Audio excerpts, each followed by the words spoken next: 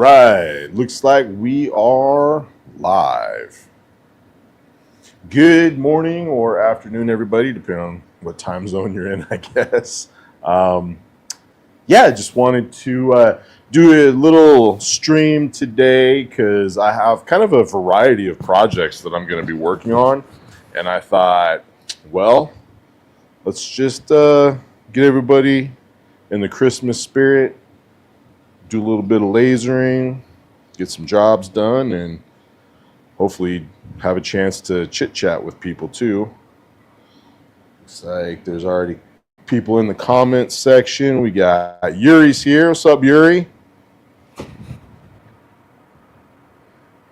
Mr. K Murphy's here. Vinny said can't watch Ramon. YouTube is being crappy about ad blockers. You must have monetization turned on. I don't think so. I've only got like 100 followers. I think I need like 900 more to do monetization, but yeah, I apologize for that. I'll have to look into that. I'm not quite sure. Still kind of new. I'm a little clippy on audio. All right, sorry about that.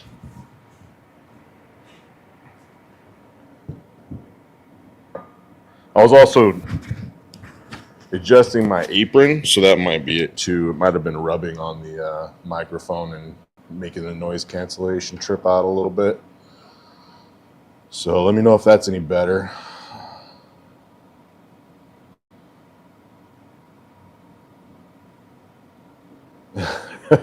Right? It's not you for once. It's funny. All right, so you got K Murphy. Vinny's here. Sorry about the ad thing, Vinny. I'll have to look into that afterward. But yeah, so as you can see here, I guess I'll swap to this one. There we go. So I started on a cup, and this is kind of something I wanted to talk with people about a little bit anyhow. But I did make it on one of Alex's lives the other day. So with this cup situation, I've kind of like evolved my processes as time goes on. And basically with any cups that I do now, I'm doing an outline in like 25 millimeters a second and 15% power. I'm going to shoot an outline of everything that I'm engraving and then go back and engrave it.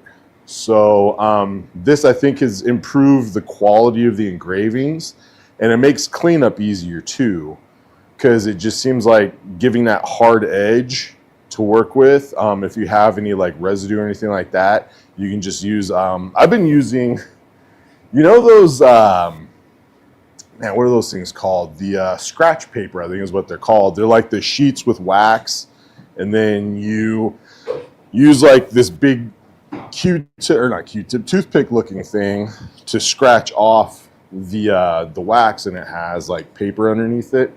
So it's like this, and then you scratch it. I have an actual toothpick here, but you scratch it and it has the design on it, right? So it comes with what looks like a giant toothpick or like kebab stick or something. And these ones that I got off Amazon came with like, I don't know, 4 or 5 of these big, thick toothpick thingies. And I've been using that to kind of get in, and if there's like little goopy gunks of powder coat left over when I'm done engraving, instead of trying to hit it harder to get rid of it, I just have been using like Dollar Tree acetone that's $1.25, and then the little cotton patches that you use for like removing makeup and stuff with. That combination there on pretty much every color is done pretty good at loosening any residue, and then the little toothpick dealies. I'm gonna grab one so you can see what I'm talking about.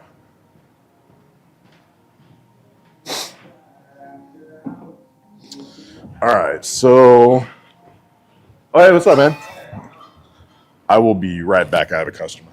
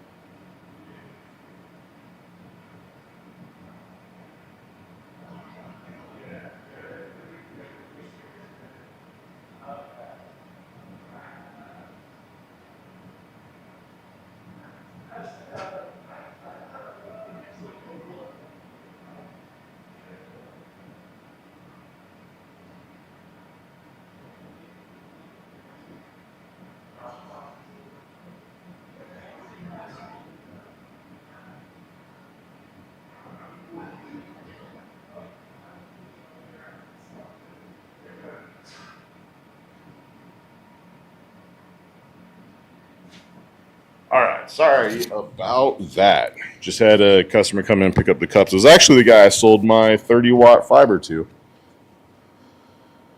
Let's see. Oh, Smoke Show's here. Cool. Good to see you, man. Thanks for joining us today. So yeah, as I was saying before, basically, so it's like this guy right here. I mean, I got these big giant mitts. So, I mean, it's a good size deal. It's got a nice pointy tip on it. And just for like getting into those edges and corners and stuff, it's done a great job. And the acetone softens the powder coat that gets hit by the laser. So it just becomes like almost like a gummy substance, or when it dries, it gets real flaky and easy to scrape off. So I'll try and maybe catch some if there's an issue with this, but I've already run one outline and then did one pass on the cup. And the way I've got this set up is the way I like it is this design is like a lot of individual pieces. You can see if we go back to the laser PC. So essentially, you have each individual element of this I'm actually breaking up and having the laser engrave individually. So it's kind of like a combination of using the rotary and cylinder correction at the same time, but it's doing small enough pieces you don't have to worry about cylinder correction, but it's going to engrave the entire, like when it gets to the H, it's going to engrave the entire H at one time instead of slicing it. So if you're doing a lot of names on cups or something like that, and you don't want to have to run like a hatch that runs opposite of the grain of the steel, because if you go a little too hard, you can actually, mark the steel up, and then you've got like a waffle pattern. I've got it set up at a 90-degree hatch, so this is going to engrave going up the H. So it's just the way I've kind of gotten around all of the slicing issues that people have with Lightburn and even EasyCAD trying to run the right slices and stuff. So I'm going to try and switch cameras now that my heater's off. When my heater's turned on, it shakes my tower so bad that my phone that I have mounted to it, just like you can't even see.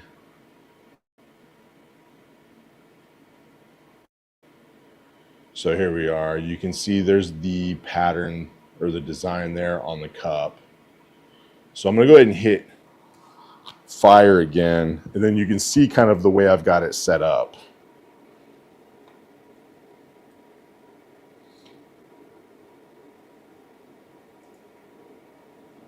So you see I have run hole shapes if possible set up with a maximum of 65 millimeters, but this design's only like 77 millimeters, 78. So you don't have to, worry about that. So we're gonna hit start again. And you can see it's running the outline trace.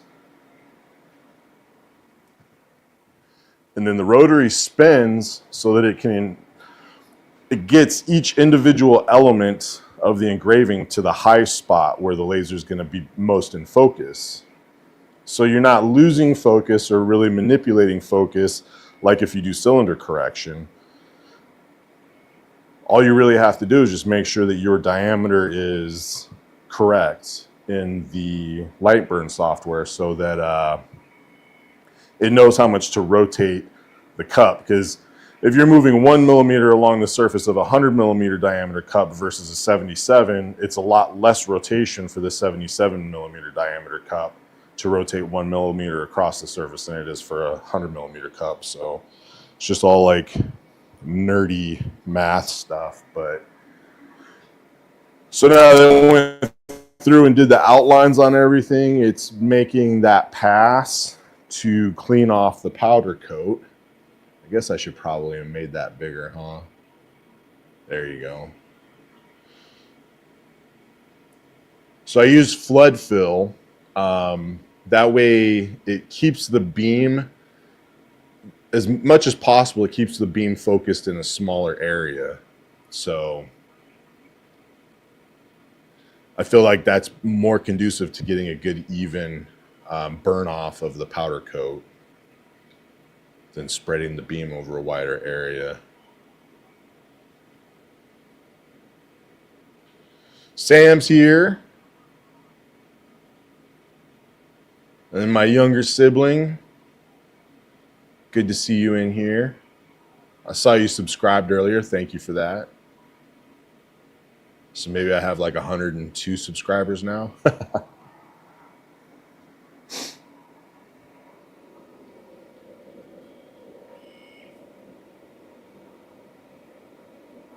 So what I think I'll do after this pass is maybe run so I don't have to worry about it actually marking the metal. I'm going to crank it up to maybe like 120 kilohertz instead of the 90 I had it at. And we'll see if we can just melt off a little bit more of that powder coat. Oh man, that was dumb. Well, I exited while it was engraving, so it actually stopped. Now I got to go back to 0. I think that itch was pretty much the last piece except for that bottom part. So let's highlight those. That was dumb. So yeah, don't hit escape while you're in the rotary window because it'll finish whatever rotary or whatever slice, quote unquote slice it's on or piece that it's engraving, but then it's going to stop. And then you'll look like a fool to the entire internet. So we're going to go ahead and do those smaller letters at the bottom again. We hit go to 0, so we're back to 0. So this engraving should, there we go. 118. Oh, shoot, 118. Some people have been subscribing on the DL then, huh? Good looking out, brother. 118. I remember when I had 1. It's kind of fun doing these live streams and stuff because people get to kind of see like how the workflow goes and you know, what I do and what my processes are. And then I get to learn from other people about what they do and what their processes are. So it's like a mutually beneficial thing. Everybody gets to learn. I'm grabbing my acetone and so I used just the cotton rounds and just Dollar Tree acetone. You can get, it says it's 100% acetone. I don't know how much I buy into that, but it works well enough. I was, up until just the other day, really hesitant about using acetone on cups. But I realized what my mistake was is I was using acetone and magic erasers. And that was what was causing like a lot of surface disruption. So you can see where the magic eraser is kind of an aggressive finish or a surface. So it kind of like was hitting the surface of the powder coat and really like knocking off a lot of that top layer. So it made it discolored looking. So you can see there just with a light rub with the cotton pad, it's getting me down to bare metal for the most part. And I'm not having to be really aggressive with it. So using the acetone by itself or with the cotton pad isn't necessarily a bad idea. You just don't want to use the combination of acetone and magic eraser because that's going to be all bad right there. And you end up with like a lot of discoloration on the cup. You might end up with just a moderate, especially with colors like this hot pink, you might notice a moderate like surface discoloration, but I have this stuff, it's a car polish from Griot's Garage, but it does a really good job after I use like water and a magic eraser to just kind of clean up the surface. Then I use this car polish from Griot's Garage that I got at like, oh shoot, I ripped my glove. I got it at like AutoZone or O'Reilly's for like $12, and it really brings back the smoothness and the nice coloring of the surface. If, like I said, if you do end up accidentally just like marking it or kind of disrupting the top layer of the color or whatever. This M and the P are a little bit on the difficult side right now, but I'm not going to have to go nuts with it. What I can do is Where'd my little toothpicky go? Here it is. So now if you have some residue like this, you can kind of just go through and you can see it's just coming off with a little bit of effort. Obviously, I'm at a bad angle right now trying to get this, and I noticed if you move with the grain of the steel, so as opposed to getting too aggressive with the laser and marking the metal and having a not good finish on the metal, I'll spend just a couple minutes kind of cleaning up this engrave area with this little toothpick deal. And you see it's just scraping right off because the acetone has like eaten away at most of the powder coat. And what's left is just like a crusty residue. So I'm going to call this cup good for the moment. Go ahead and take it off. And I mean, overall, I got to say I'm pretty happy with the grain of the stainless. Seems pretty untouched, and it's just going to take maybe 45 seconds to a minute or two to get the rest of that cleaned up and get it looking good. So that's, no, you can see my heater kicked in. So now this stupid camera's getting all jiggly again. I wish it wasn't so cold. All right, so basically, we'll leave it on that. That's how that's gone lately. Oh, Steven's here, enjoying your video today. Thanks for sharing. Yeah, man, anytime. I'm happy to share, happy to help. You know, some people try to guard their secrets and think that it's going to make them better or them not helping other people get better is a good thing. I don't believe that. Sorry for the Michael Jackson look, but down to one glove. I'm going to go grab another one. But yeah, man, it's just, I feel like sharing knowledge just makes the whole community a better place. And, you know, being able to learn from others and share what I've learned is kind of why I do this. So, and I did that electric pink because I really wanted to get it done first because I hate those colors. That was actually a lot simpler than I thought it was going to be totally honest. That came a lot cleaner, a lot faster than I thought it would. So hopefully you guys can take this and my process and just kind of adapt it to how you do your cups. Because, I mean, cups are a huge part of what we do, right? Like, it seems like the fun, cool stuff, like, well, this, I wouldn't say fun, but let's go to one. This project here that I'm working on it's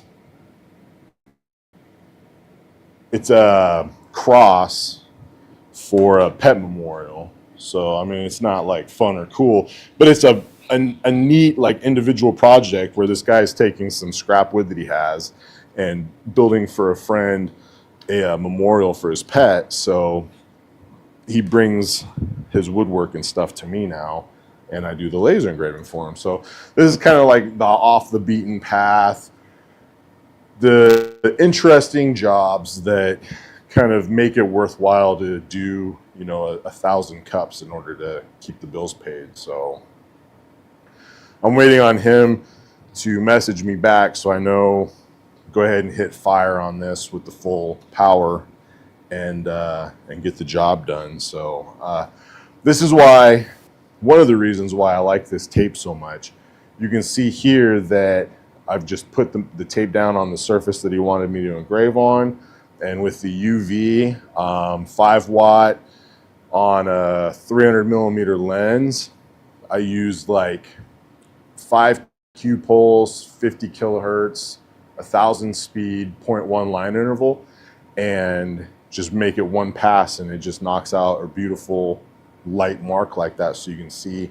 And I send those proof pictures to my customers and say, hey, are you good with this? I did the same thing with the cup. I just sent that to the lady, and she's like, you know, perfect. How's the plate? I just asked him, you know, how's the size and placement? She said, perfect. So I was like, all right, I'll have your cups ready this afternoon. So yeah, Oliver Twist was the dog's name, I guess. So yeah. At first, I was like Oliver Twist, but yep, that explains that. So yeah, we have a couple more Yetis to do, and then I was hoping that this guy would hit me back with a yay or nay for the Oliver Twist thing, but he has not messaged me.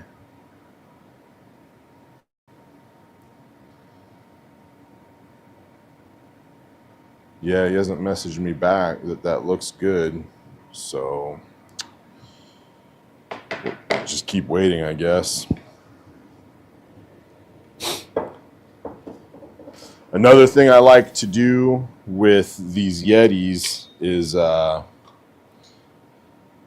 can see I put the tape around the edge so that there's like 3 layers usually of tape between the jaw of the chuck and the metal of the cup. So that way, one, I'm not marking up the metal on the inside of the cup.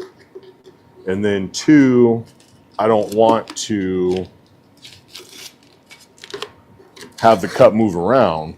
So if you have metal on metal, there's a chance that there's not a lot of friction between the two and the cup could move around, slide, fall, whatever. If I put that tape there, now the jaw is like biting into the tape, which is stuck to the metal of the cup. So now the cup's not really going to move. It helps out a lot with threaded ones too. So you can try and get threaded cups on the chuck. So let's see. Alex said, "What a name!" Yeah, not quite sure what the story is behind that, but Oliver Twist. I'm guessing it was like a little dog, maybe like a Yorkie or something.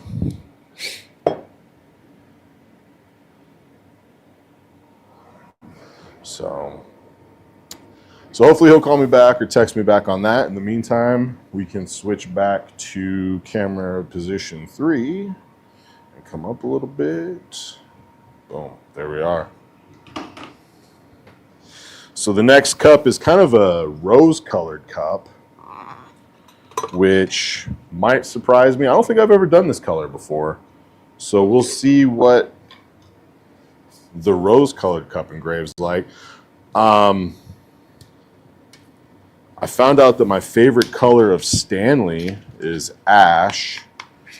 If it's not black, obviously black's going to be everybody's favorite color because it engraves so easily. But I did like 40 Stanleys for a friend, and a lot of them were like random colors. And then he had a bunch that he had ash, and the ash engraved like amazingly. Which is funny because it was a little bit lighter color, so I didn't think it was going to, but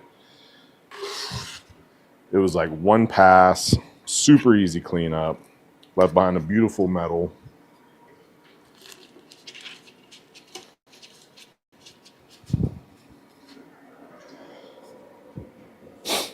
All right, so we're gonna throw the cup on there, and when you are using the method of using the chuck in combination with like doing the individual marks like that, it is really important that you make sure that your cup is level. So I always have this guy, and it's cool because it has this like channel on the top of it. So you can actually set it like on the high part of the cup, and it like sits there. But you can see I'm making sure that the bubble's touching, just barely touching that right line. And then I put it on the galvo head, and it's just barely touching that right line too. So the cup's level. You want to make sure that the laser head is level to the bed, or not level, but like aligned straight. Because where this is screwed in, if the laser head isn't exactly like perpendicular to the cup, and there's a little bit of like a change, then your letters can be like a little bit cockeyed as you do the engraving, and pieces won't line up quite right and whatnot. So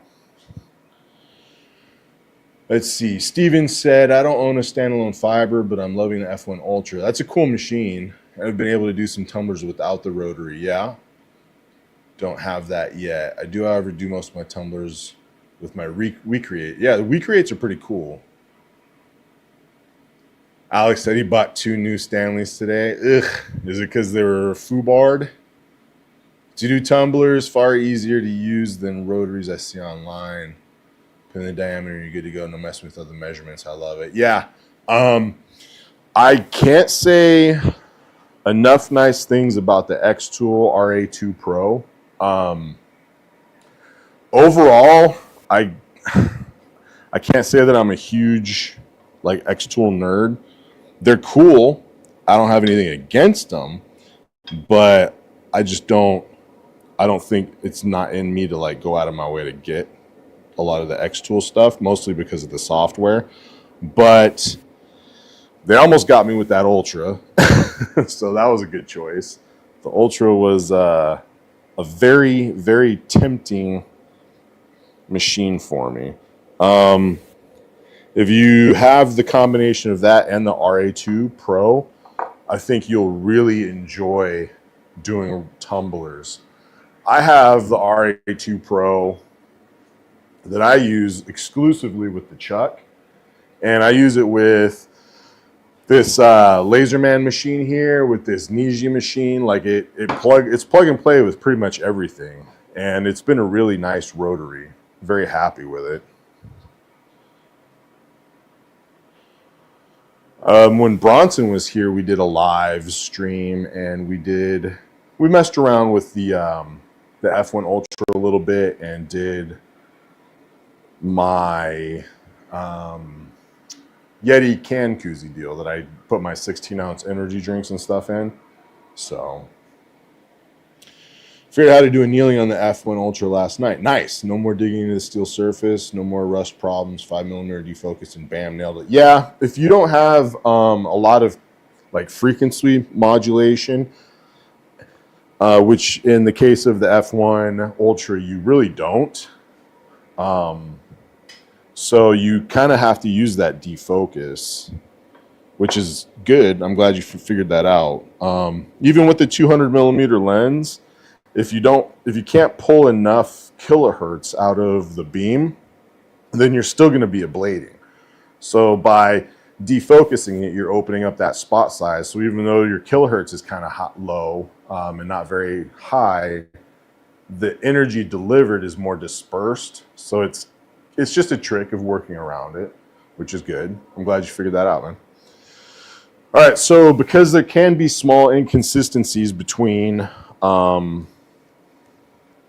diameters of these cups, and those small letters are pretty tight together, I want to make sure that when we hit engrave on this cup, that we're not going to be kind of jumbling everything up. This tape's giving me fits today. It's giving me fits, I say. Back in 1939.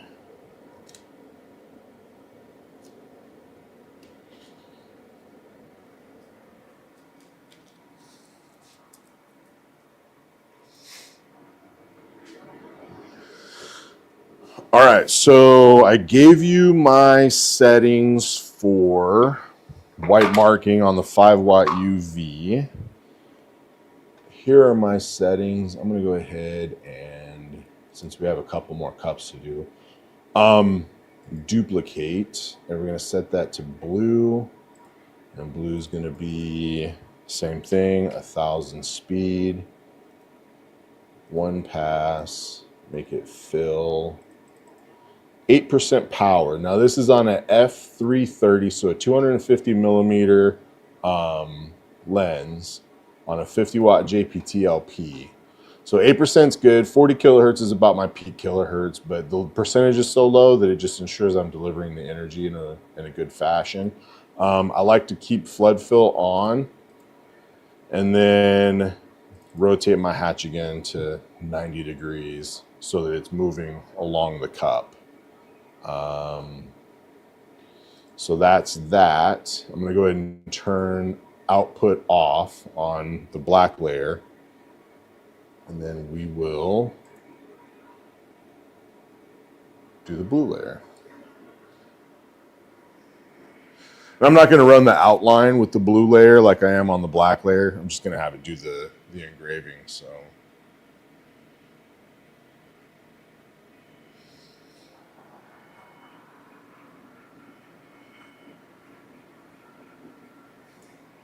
if you had to buy those Stanleys to replace Alex, I totally sympathize. I have a small Stanley collection that have my buddy's business logo on them because last year was a rough year because I was still kind of like getting the hang of everything on like a business production standpoint. So I messed up some of these cups because they were like, for one, they were brand new to me. For two, it was a wide variety of colors.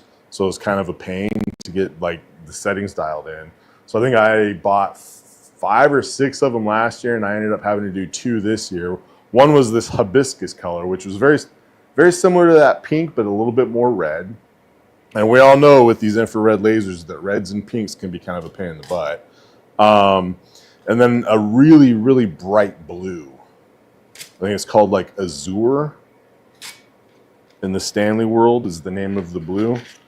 It's a really beautiful blue, but it's just because it was such a bright color, it really didn't like absorbing the light. So,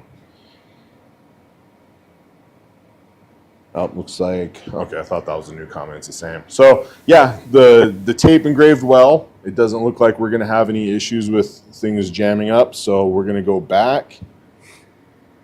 And I thought I was sharing that screen still, guys. I'm sorry. Let's do, how do I make you the big one? I want to make you the big spoon.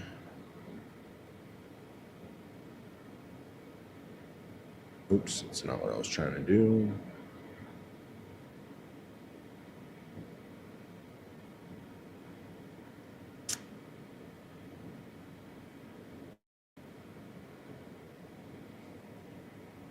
Sorry, guys. I'm still kind of trying to get the hang of this StreamYard business.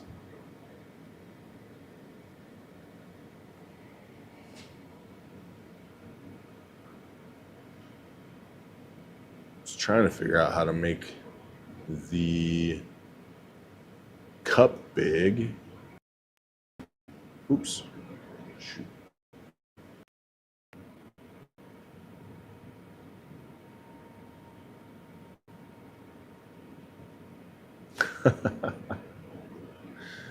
Doggone it.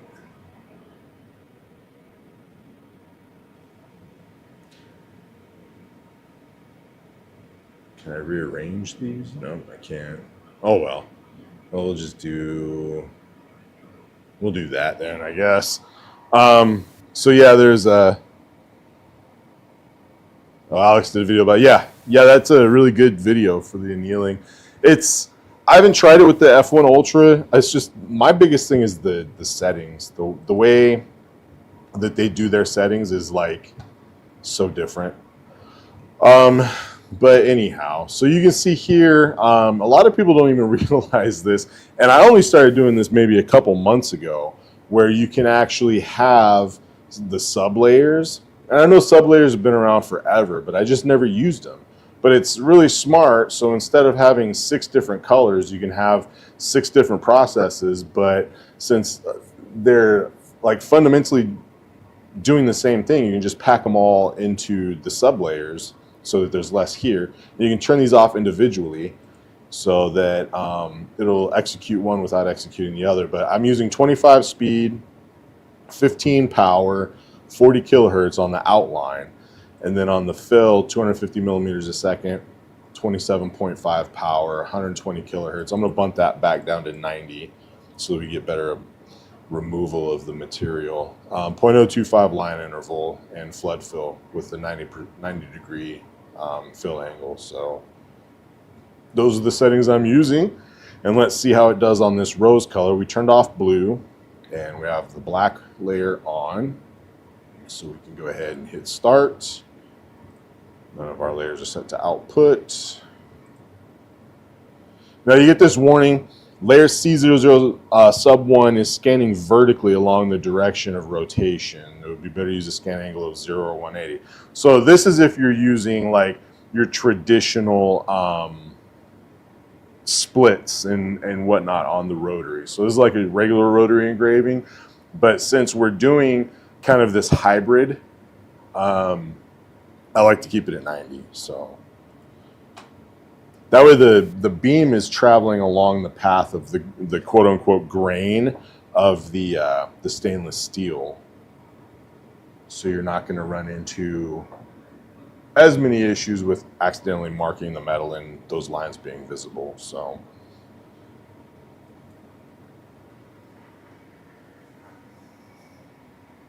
I think my favorite color to do on tumblers is, of course, black. Yeah, navy blue, it can be hit or miss. Like some navy blues are super easy and clean up like perfectly, and some navy blues, and I think a lot of it has to do just with like the formulation of the powder coat or like the thickness that they put it on. God, Stanley has that like hammer tone finish, they call it, I think, and it's like the OG looking Stanley finish on like your granddad's hunting thermos, or like the guys that used to build skyscrapers and they'd sit on the beams and dangle their feet while they ate their lunch, you know, that kind of thermos, like a real man freaking thermos.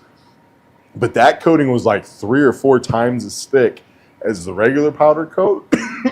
And I made a mess trying to get through that thing. So JP Plus is my favorite tumbler source. Can't even get close to being able to afford the overpriced Stanley's tumblers. Yeah, I mean, it's this job that I did for my buddy. I was $1,500 deep into cups, so I can definitely sympathize with that. In my case, because he's basically family, I just bill him afterward. But if I had a random person off the street want me to do $1,500 of Stanleys, I would definitely ask for either a deposit or the entire job up front, and then go from there. I do also have a case of JP Plus tumblers sitting underneath my desk right now for a local guy. The guy that just picked up the tumblers from me here at the beginning of the stream, he's the one I sold my 30-watt fiber to, and he either, well, for one, he really hasn't had the fiber laser long. He's only had it a few weeks. He's not really comfortable taking on like tumbler jobs, and he just hasn't had the time either. So he brings the cup work to me, and I've been doing it, and then you know, he takes a cut. But yeah, he brought me some JP Plus ones. I've not done JP Plus yet, only because I haven't needed to order that style of cup yet, but I do plan on using them, and I'm going to find out how they do here soon, actually today probably. And yeah, for the most part, like before I got really introduced to JP Plus, I would just do the Amazon ones. And I almost did a JP Plus order, but I needed it fast, and their expedited shipping was a little bit more than I wanted to pay. So cup small and focused, cup big not so much.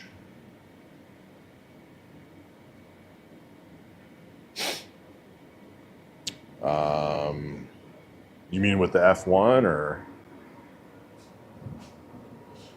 All right, so man, I wish this heater wasn't kicking on. I don't want to freeze.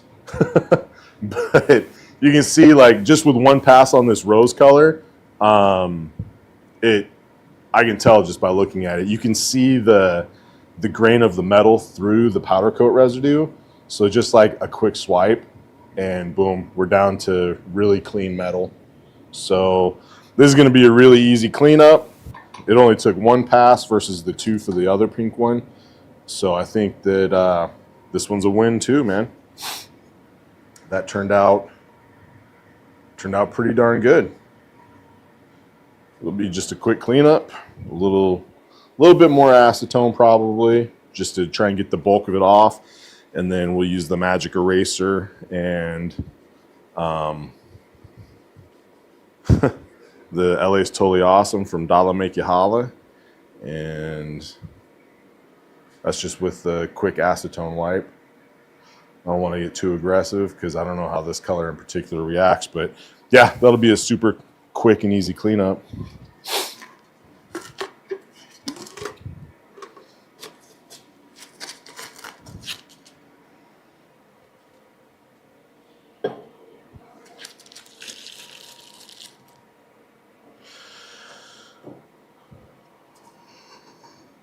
So what kind of projects are y'all working on today?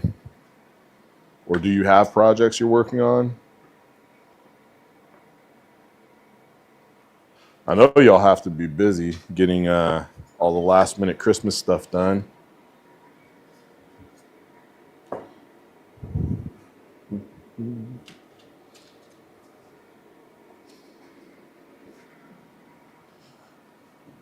Is Sam still hanging out? What are you working on, Sam?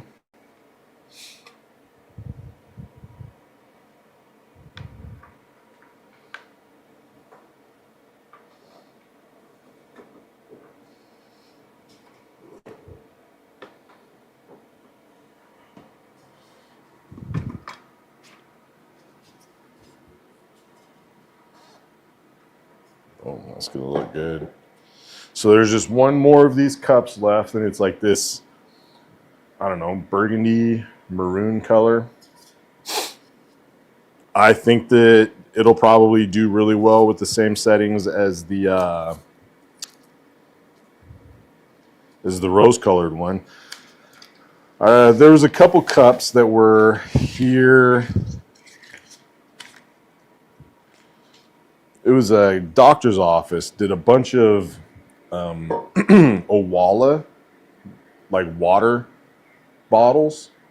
And those things, I was a little bit worried because the first two I did were white. And they just, even with white, like I have good settings that do a pretty good job with white. But with these particular bottles, it just was not working.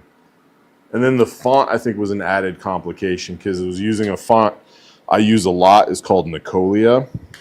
And it's like a scripty handwriting, cursive kind of font. And there are a lot of like thin areas. So the problem was it goes through the thin areas, the laser energy is super dense, and it will make the powder coat vaporize off a lot quicker in those areas than the fatter areas. So the white was just giving me fits, man. It did not want to come off evenly. It just wanted to come off in the thin areas and stay nice and thick in the wider areas. So I was a little bit worried about it, but then I got to the other colors that they had because it was like the only color that was duplicated was white. The rest of them, every single different cup was a different color, which is usually suboptimal, but it worked out pretty well. The settings stayed, there you go, that's level. The settings stayed fairly universal with what I just showed here and on the screen. Those settings worked really well on pretty much all the cups. I think I slowed down to 200 millimeters a second on a lighter colored one, but it worked great. All right, K Murphy. Chaotic Machinery. Okay, Chaotic Machinery. More research, color research for coins. Dude, if you guys aren't members of the Laser Everything Discord, man, Chaotic Machinery does some bad coins.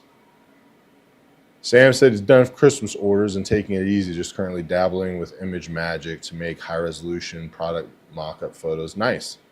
It's like Photoshop via a command line. Very cool. Done with your Christmas orders. That's awesome. Honestly, a lot of this stuff would have been done already for me too, but last week I spent a lot of time beating my head against some vehicle issues and didn't get a lot of work done, unfortunately. So I'm kind of playing catch up and walking in front of the camera a million times. I'm sorry, guys. I just want to make double sure that this is good and level. I think I want to just barely twist that handle down. There we go.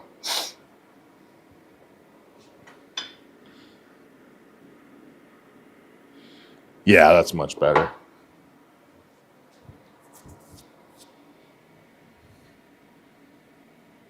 Yeah, you're welcome, dude. I got to give props where props are due. I was really, really bummed about last month's coin challenge.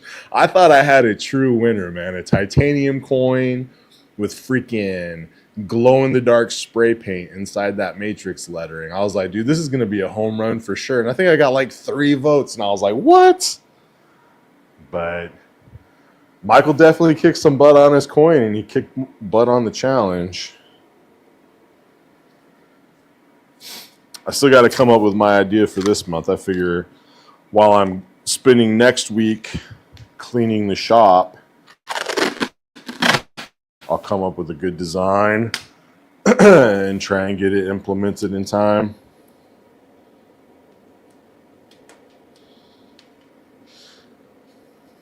If you guys like this tape, beamituplasertape.com will take you to my website where I sell it.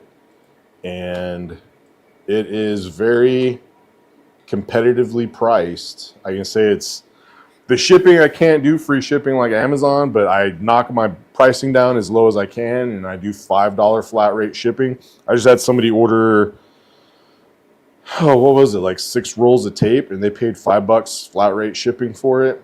So I ended up eating a little bit on the shipping on the larger orders, but I mean, it is what it is. I'm not trying to get rich off anybody. I'm just trying to provide a quality product that meets people's expectations. So, and this stuff just, it comes in super handy. I'm switching back to the blue layer so that we can do the tape test again. Turned off the black layer, and we're going to go ahead and shoot that again and just make sure that the diameter is not wonky enough that it's going to mess anything up. Oh, thanks, man. The coin did turn out pretty good. I really wanted to get a red background with the white rabbit, but I was using an unknown grade of that coin of titanium, and the sheet I had was grade 2, so I could get, on the test sheet, I could get some reds, but on the coin, I couldn't get the red to come through, so. I feel like I'm the only non-laser nerd in here. You probably are. My project is keeping children alive, for sure.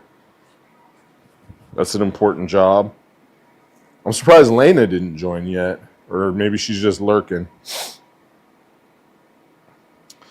But here we are, and let's see. The heater's not on, so let's switch cameras. I know this is kind of a boring view.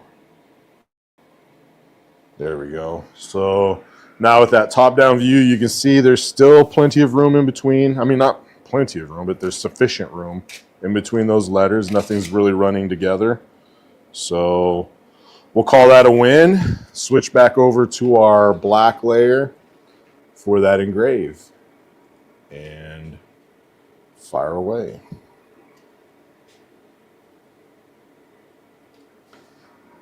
I have PTSD from screwing up so many tumblers that I get like chills on the back of my neck right before I hit fire on cups still.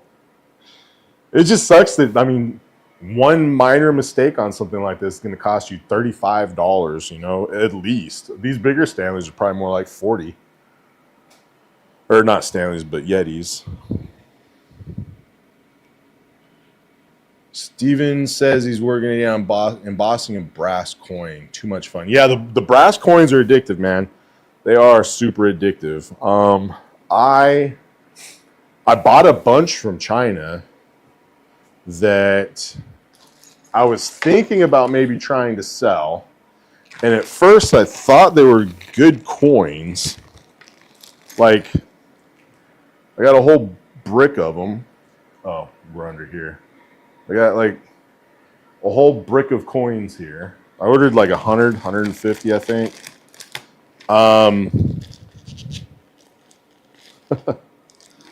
So, like, they're good looking coins. They come pretty decently packaged. They're not in those plastic, hard plastic shells, but it's something, right? Ooh, getting a little bit of flame there. That's exactly what you like to see too on powder coating. Is just that little bit of a flame burning off that powder coat. But this is the coin. You could kind of tell they're like lacquered or something to protect it in shipping. But at first I thought I was warping the coins when I was lasering them, which I thought was weird because I'd never had that happen before. But it turns out that if you look here, you can see there's actually a cup to the coin. This side sits flat, it won't rock, but this side has a cup to it, and you can actually kind of see, if you catch it in the right light, there's like a cupping to the coin, which is super disappointing. So they're not something I'm going to try and resell now, but there's something I can screw around on, and I definitely have. I did some coins for the sheriff who retired recently from our community, and his chief deputy retired as well. So I did these. This is just one that I kind of screwed up. It wasn't centered very well, but had their call sign, their name, and then on the back I put a thing with the outline of our county that said, thank you for your 27 and 28 years of service. And, oh, here it is. So that's what the backside looked like. Nothing spectacular, but it was just kind of a little token of appreciation. Let's see. Non-nerdy is good. Yep.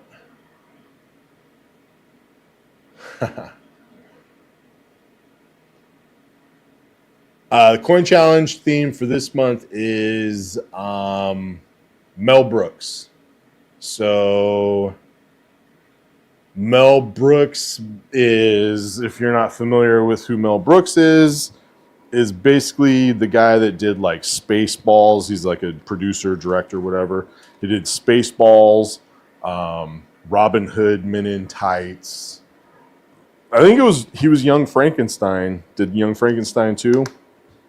So he's kind of in like that Monty Python camp or whatever. It's just doing like the spoofy type movies.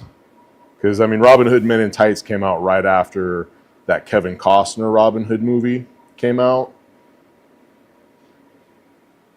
You guys catching that? This cleanup is super easy with the acetone. Like, it's coming perfectly clean with just a little light rub and a little bit of acetone on there. So, bam. There's a little bit of discoloration here, but rinsing it off with water and then hitting it with that polish is going to return that luster and make that thing look brand spanking new again. And the benefit is that polish actually has like waxes and stuff in it that are going to make it even more protected than it would be. Like when I rinse it off after I put the polish on, the water just like beads up and rolls off. So let's see. But yeah, that's what the theme is. So you can do anything Mel Brooks related. I imagine we're probably going to see a lot of Spaceballs. But yeah. We have a lot of people from different walks of life and stuff, so I didn't want to just like be like, oh, well, it's definitely going to be Christmas, because people that like to participate don't necessarily celebrate Christmas, so I don't want to like be, I hate to use the keyword non-inclusive, but I mean, it's just making sure everybody feels welcome, you know, and we're not ostracizing or alienating anybody just because they don't necessarily celebrate the same holidays we do. So try to keep it fair. Make everybody happy, so we went with Mel Brooks.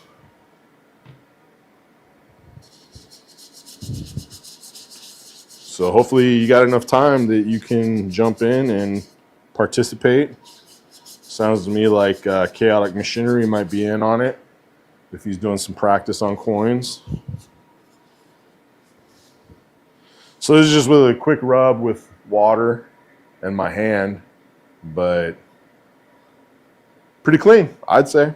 Pretty darn good. Sam said, with you getting your FFL, have you made any coins in the past for firearm accessory components or companies like product runs? No, and I don't have my FFL yet. I kind of placed that on a back burner because I had so much other stuff going on and just kind of some uncertainties and like variables that I needed to see how everything kind of played out. And then plus the police chief actually changed over too. So you got to give a copy of your FFL submission to the local PD police chief. So it was like a bunch of different things changed and stuff. So I haven't gone all the way through with the FFL process yet, but it is something that I do plan on returning to in very short order. So hopefully we can continue that conversation before too terribly long. We'll see this month. Day job keeps me pretty busy. Yeah, I understand that. First order for coins was from Amazon. Turned out they were brass coated. Yeah, that happens a lot. Came out black, not usable. Yeah, and I mean, I know we all want to save a buck or two or whatever, but I do really like Umbury. Umbury makes really nice coins. Heater's back on, so I'm gonna not make anybody seasick and switch that camera again. I think Umbury makes really good coins, and I've always been very happy with every coin I've gotten from them, whether it be like titanium or whatever. So I like Umbury a lot, and I keep going back to them quite frequently, and I've never been dissatisfied. So maybe check them out. It's worth a shot. I think if you order in 5 packs or 10 packs, it comes out to like $5 or just under $5 a coin for brass. But they come out nicely. Like, they're very nice coins. There's no cupping or warping or even like, I don't think you guys can necessarily see it in the picture, but it's like, it has like a lacquer or a varnish or something in it. So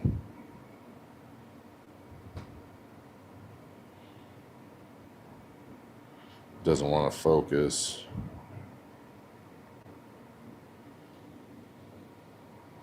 No, there we go.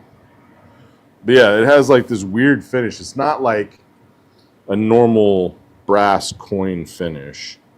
It has just like something on it. And I've noticed like when I sand them, because I always do like post-processing on them, and it like, you get like this crystallized something or another that like sands off with it. So it's got to be coated in something, which I mean is all good and well if you're doing like an engraving that's going to remove a majority of the surface off anyways.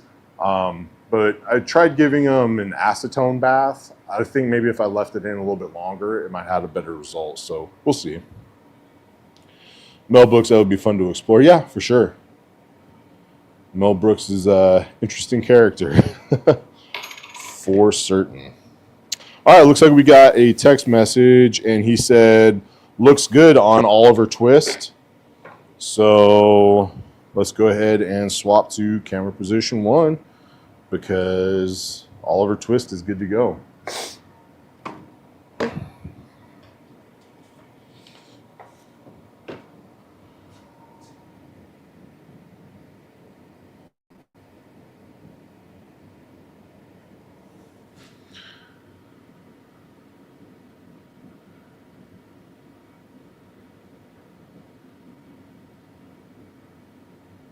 There has to be a way. How do I make this? I thought there was a way to reorder these.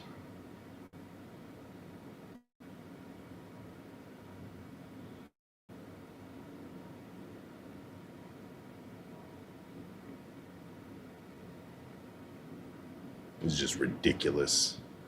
Just ridiculous. Oh well. So, anyways, we'll just switch back to solo layout. I guess you guys won't be able to see my screen really. That's fine though, because it's not that big of a deal with this particular project. There's not a whole lot of settings or anything to check. I do, because this is going to be font. I do like using flood fill. I use flood fill a lot. Especially when using the UV. I feel like the UV has such a really small dot size, even using the 300 millimeter lens, that it's not a big deal to to use that. On the finished product, it just doesn't seem like it doesn't turn out well. It just seems like it turns out very well every time. So I'm going to frame this box again and make sure I didn't bump it because I was kind of moving things around it. And it seems like it's still pretty good. So I have two options when using this tape. There's one that's going to, option one would be just to blast through the tape. I could leave the tape where it's at. You can see I'm framing here. Hopefully you can see I'm framing here. You probably can't see I'm framing here. So basically I have the option of just blasting through the tape, or I could remove the tape and not have to blast through it. So it takes like an extra pass to get through the tape, which isn't a huge deal. This is unfinished. So what I'm probably going to do is just leave the tape on so that any of the smoke that's developed by the engraving won't like stain the wood or get into the wood. That'll save the customer from having to sand it or anything like that when he picks it up. Because it feels like it's sanded pretty well already. I know it's not ready to like be finished, but it's pretty close. So it looks like I didn't bump it or anything. So I'm going to go ahead and change my settings. We have flood fill on. My speed, I like to engrave it like 500. Frequency is going to be 40. Q pulse is going to be 1. With JPT sources, 1 Q pulse 40 kilohertz is supposed to be like the max power area where you're making your full 5 watts. And my line interval, I'm going to make 0.03. And that should help. My scan angle is at 0. I'm going to go ahead and make 120 degree increments. And we're going to do 3, let's go 5 passes. Let's go 5 passes and 73 degrees per pass. Will get us to roughly 360, I think, if my math is. It'll be a little bit over 360, but I'm not tripping on it. I got auto rotate on, flood fill on, so we're going to go ahead and start up the engraving.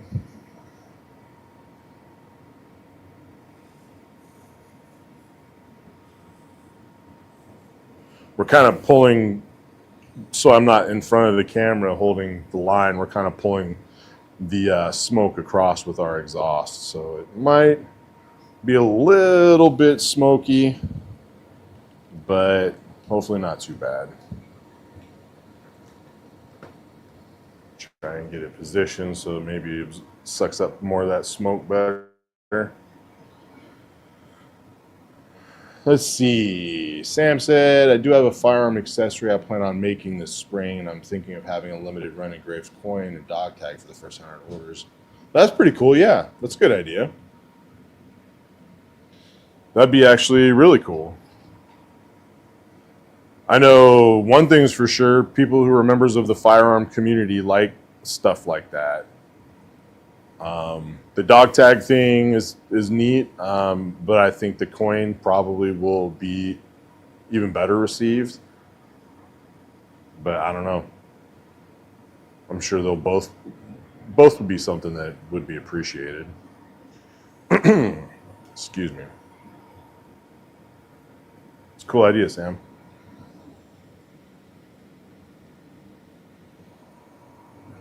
Steven agrees.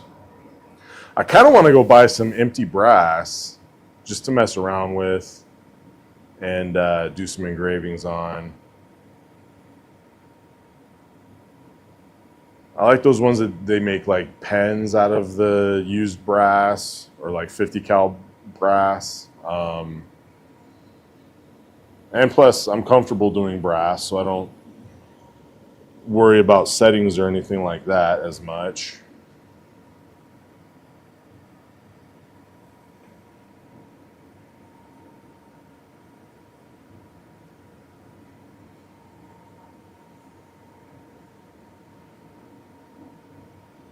really liked the bronze plaque that I did too. Bronze is a cool metal. The downside is my Z table is still covered in a rose gold dust that I haven't managed to get all of all of it off of the table. It's ridiculous. I'm gonna step across. I'll be right back.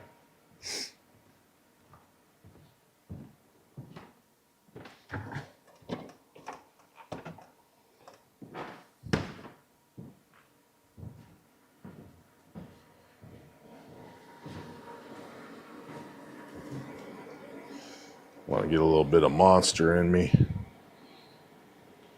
I would kill for a UV laser. Well, okay, maybe not kill, but close enough. Yeah, it's a neat tool, and they've become a lot more accessible than they were even a year ago when I bought mine. There's a guy on the LE Discord ham store who just got a quote and I think ordered his 15 watt UV, which a 15 watt UV about a year ago probably would have been about a $15,000 to $18,000 laser. And he's getting it for 10 delivered to his house with a chiller. So a 3 to 5 watt UV nowadays is probably going for about what a 30 watt to 50 watt fiber laser is going for.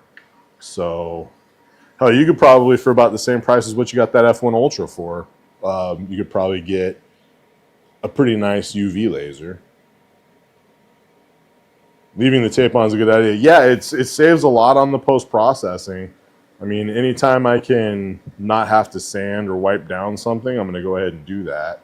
So, yeah, I do like, in cases like this, if it were already finished and like sealed, I wouldn't really worry about it too much because the varnish or urethane or whatever top coat is on it is going to ease the cleaning process a lot. But with something like this that it's not finished yet, I think it's a really good idea to leave the tape on. So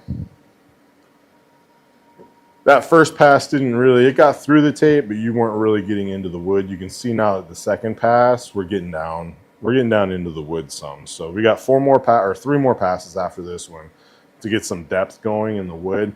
Because I told him I'd try and get it between like 1 and 2 millimeters deep. So I think 500 might be a little bit higher speed than I should be going for a deep engrave, but I can always add 1 more pass. It's not that big of a deal. And then I'm going to do a kind of a darkening pass as well, which I think we're going to drop down to like 300 millimeters a second, and then probably kick up to like 5 Q pulse and maybe 50 kilohertz to just kind of slowly and lightly burn the wood to get a nice dark finish.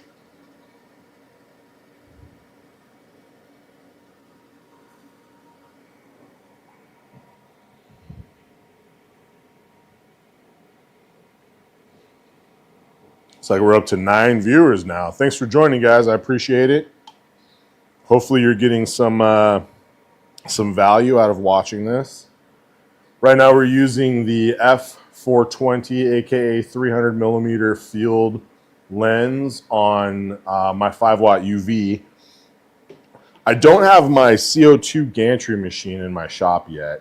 So anytime somebody brings me a wood project that will fit under the 12-inch lens on the UV, I've been using that almost exclusively. For one, it's faster. I mean, even a size job like this, it's still going to take 15 minutes or something like that on my CO2 to get a nice, good, deep, like dark burn. So, yeah, I just have been throwing stuff under the UV and letting her rip. This 300 millimeter lens has been like a game changer for me. Because before I had a 70 millimeter and 150 millimeter lens. And now that I've got the 300, it's like just throwing something like this underneath it and being able to knock it out real quick, like super quick compared to, diode or even the CO2 gantry. Now, CO2 Galvo, on the other hand, might be a little bit faster, probably because of the dot size and whatnot. But like the other day, I did a cutting board for a guy, and it ended up being a really small font. So I was like, well, the UV, I think even over a CO2 Galvo would have been the better choice because of the size of the font that he wanted engraved in the wood and how clean and crisp the UV was able to keep it. And then I also did like this guy right here, which is for a birth announcement for a lady here in town. And it's what, 3-4 millimeter, I think it's 3 millimeter ply, and the UV cut through this. It's what made the cut and did the engrave. So pretty impressive. It's good stuff. I got to call that lady up. Let's see. Oops, sorry, I got my hat in the way. I finally did some of those hat clips that I bought from Great Lakes Laser Supply. So I figured I might as well throw my logo on one. I threw my buddy's landscaping business that I did all the Stanleys for. I made some for him too.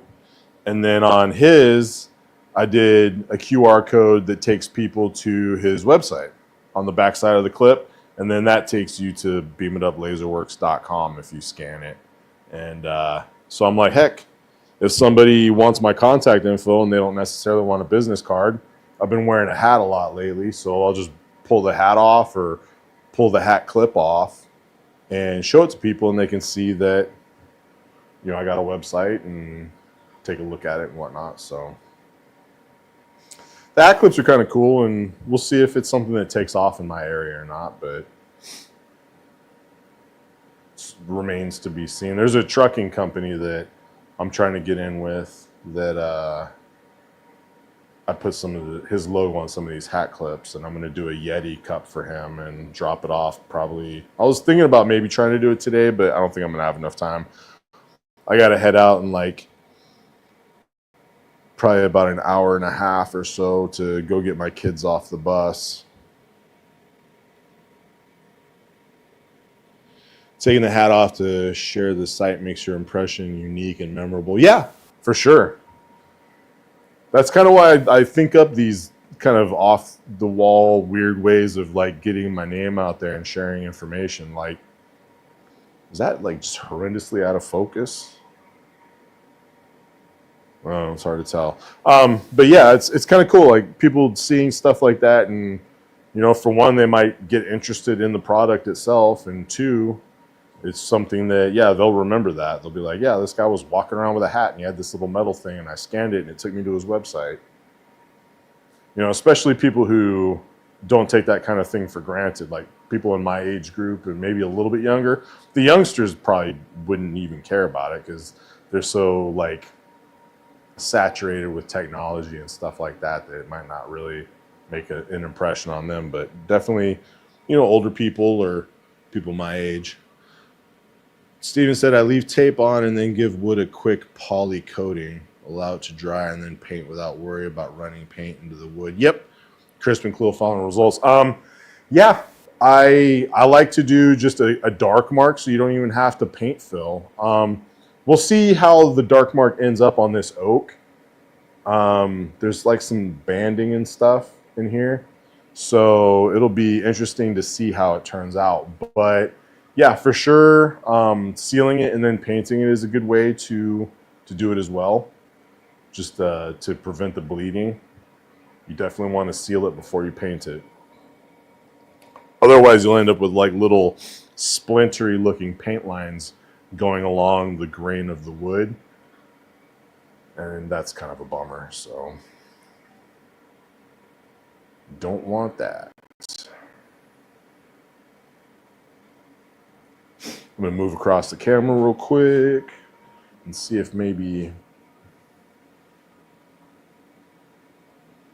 I'm going to cover up a little bit of the exhaust, try and accelerate the airflow, make the air move faster and suck up more of the smoke.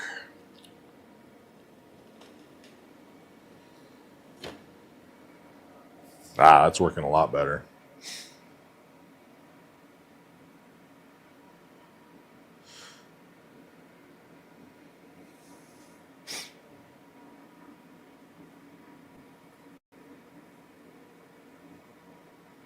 So anybody else watching have any projects you're working on? Any last minute Christmas gifts? I think Alex said he was doing a gold pendant today, which is, whew. I did a sterling silver one for somebody. There's a jewelry store right around the corner from me who, the owner has been doing like hand engraving for a long time. And when he found out that I was opening up the laser engraving shop right around the corner from him, he's like, I'm sending you all my engraving business. So he, anytime anybody wants anything engraved, he sends them to me, even if it's his product. So he'll sell them like a pendant or something and shoot it over. And last year for Christmas, they wanted a sterling silver pendant done. I thought it was white gold. I could swear she said it was white gold, but it was sterling silver. Which I would have been a lot less nervous if she'd have just told me it was sterling silver up front. This whole time I thought it was gold, and I was like, I don't want to mess this up.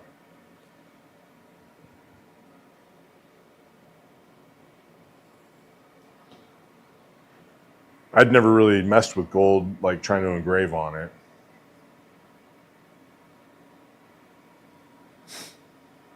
But I always like to take on new and fun challenges, so why not, right?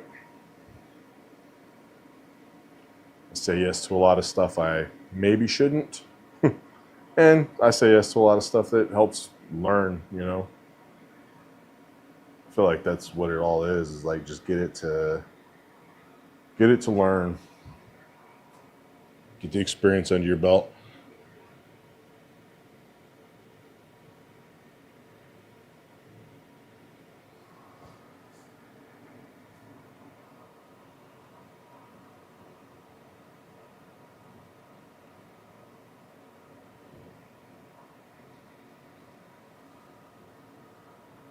Well,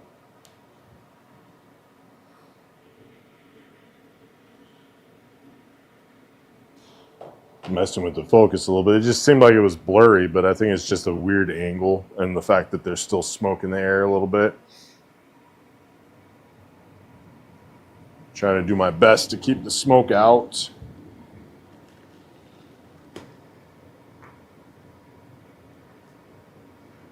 It definitely does produce a lot of smoke, but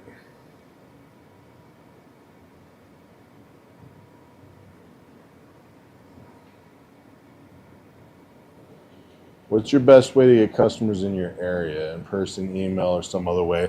I don't do any email campaigns or anything like that. I found I live in a small town, so I'm in like southeast Iowa. Our town's like 10, 12,000 people.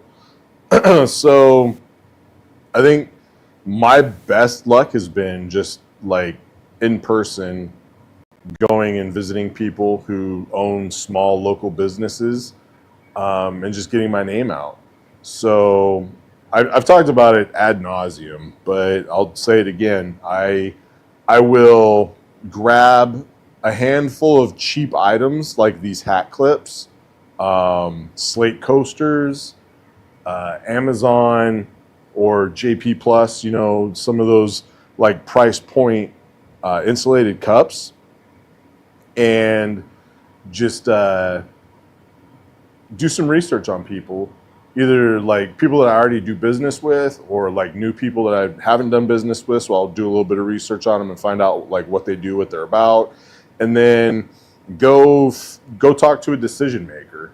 So like one of my first clients was Lost Bear Coffee, and they're a locally owned and operated coffee kiosk. And I got their business by getting a $7 Amazon cup and throwing their logo on it. And my wife went to that place all the time, so I built up a little rapport with the lady that was always running the window, and turned out she was the manager. So I got her name. I threw her name on the back side of the cup, put the company's logo on the front side of the cup, threw a couple like slate coasters together, and then made a metal business card with my information on it. And I just stopped by. I was like, hey, you've always been real nice and friendly, and we appreciate how nice you are to our kids and stuff. I was like, I'm trying to start a business. I do laser engraving. Here's a little example of my work, and I handed her this stuff. And I was like, if you guys need anything in the future, I'd love the opportunity to help you. So she's like, yeah, for sure. She talked to the owner, and then a month or two later, I got my first order from them, and they wanted to do some cups. And while I was waiting for those cups to show up, they actually had me engrave some cups that they had ordered that they were going to have somebody like screen print or like put stickers or something of their logo on. So, all right, so we said I'm going to go change that line interval to 0.02. And then 300 millimeters a second, 50 kilohertz, 5 Q poles, and we're gonna knock out the rotate, and we're gonna do one pass. So we'll get that started for the darkening pass, and we'll see how this darkening pass turns out. Hopefully it works well. So yeah, that was kind of like how I got my start, was just in that one instance. It was a person that I had frequented their establishment, so I had a little bit of rapport with her. I just felt more comfortable talking to her because I had talked to her already a million times. So when it came time to pitch myself, it was a more comfortable situation than probably most. And then just kind of one by one went to different local businesses, and there's a place across the street from me called Under the Sun, and they're like a knickknack type shop. They're all decked out for Christmas now, and you can go buy like, Christmas tree ornaments and house decor, and like they sell some really cool like smell good stuff for your house. So I went to them and I was like, hey, this is kind of what I do, and I gave them some cups. And they're like, oh, these are really cool. And, the cups are really popular now. So they ordered 15 or 20 cups with like different like sayings and stuff on them, and did some like insulated wine tumblers and stuff like that. And, just kind of built a little bit of a relationship with them too. And over the years, we've done business together. And I'm hoping next year we can do like a limited edition Christmas ornament or something for them. So, so yeah, it's just kind of, due to the size of the area where I live, the like ad marketing and stuff, I don't think is really going to be the strength. It's going to be like the mouth to mouth, the word of mouth, like building a good reputation. I'm super, super anal retentive about the work that I do. So if it's not good enough for me to put my name on, I'm not going to put it out there. And that is something that, I consider myself a craftsman in what I do. Like I put the work in. I have the attention to detail. I have the care. I have the all of the what I think are defining characteristics. That's how I would describe myself. Is like I'm a craftsman at what I do, and that gets you a long way with a lot of people, especially people who run their own businesses, who appreciate that pride in your work and the kind of, excellence that you put out. So Steven said, I'm 74 years old and still look forward to every day to learning something new and exciting. Never stop learning. For sure. Yeah. Never stop learning is a big thing. Like, you never want to stop learning, because that just means you're not moving forward. Like, nobody ever knows everything. So if you stop trying to learn, then you're just you're not developing and growing as a person. And I think a lot about personal and professional development, and learning is a huge aspect of that on both ends. So I wholeheartedly agree. Never stop learning.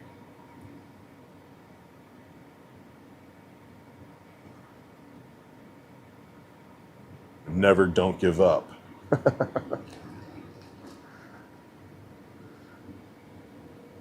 So once this Oliver Twist one's done, then I don't know, there's some ornaments I could do on the UV. That's probably the way to go. I have like 45 ornaments that I need to do that are wood. Speaking of word of mouth, this is a huge word of mouth thing. There's a retirement home here in town who a lady that came in, she needed some work done, and I did it right there on the spot for her, and she was super impressed. So she shouts me out to literally everybody, and she has somebody that she helps out that lives at a retirement community, and she had me make an ornament for her.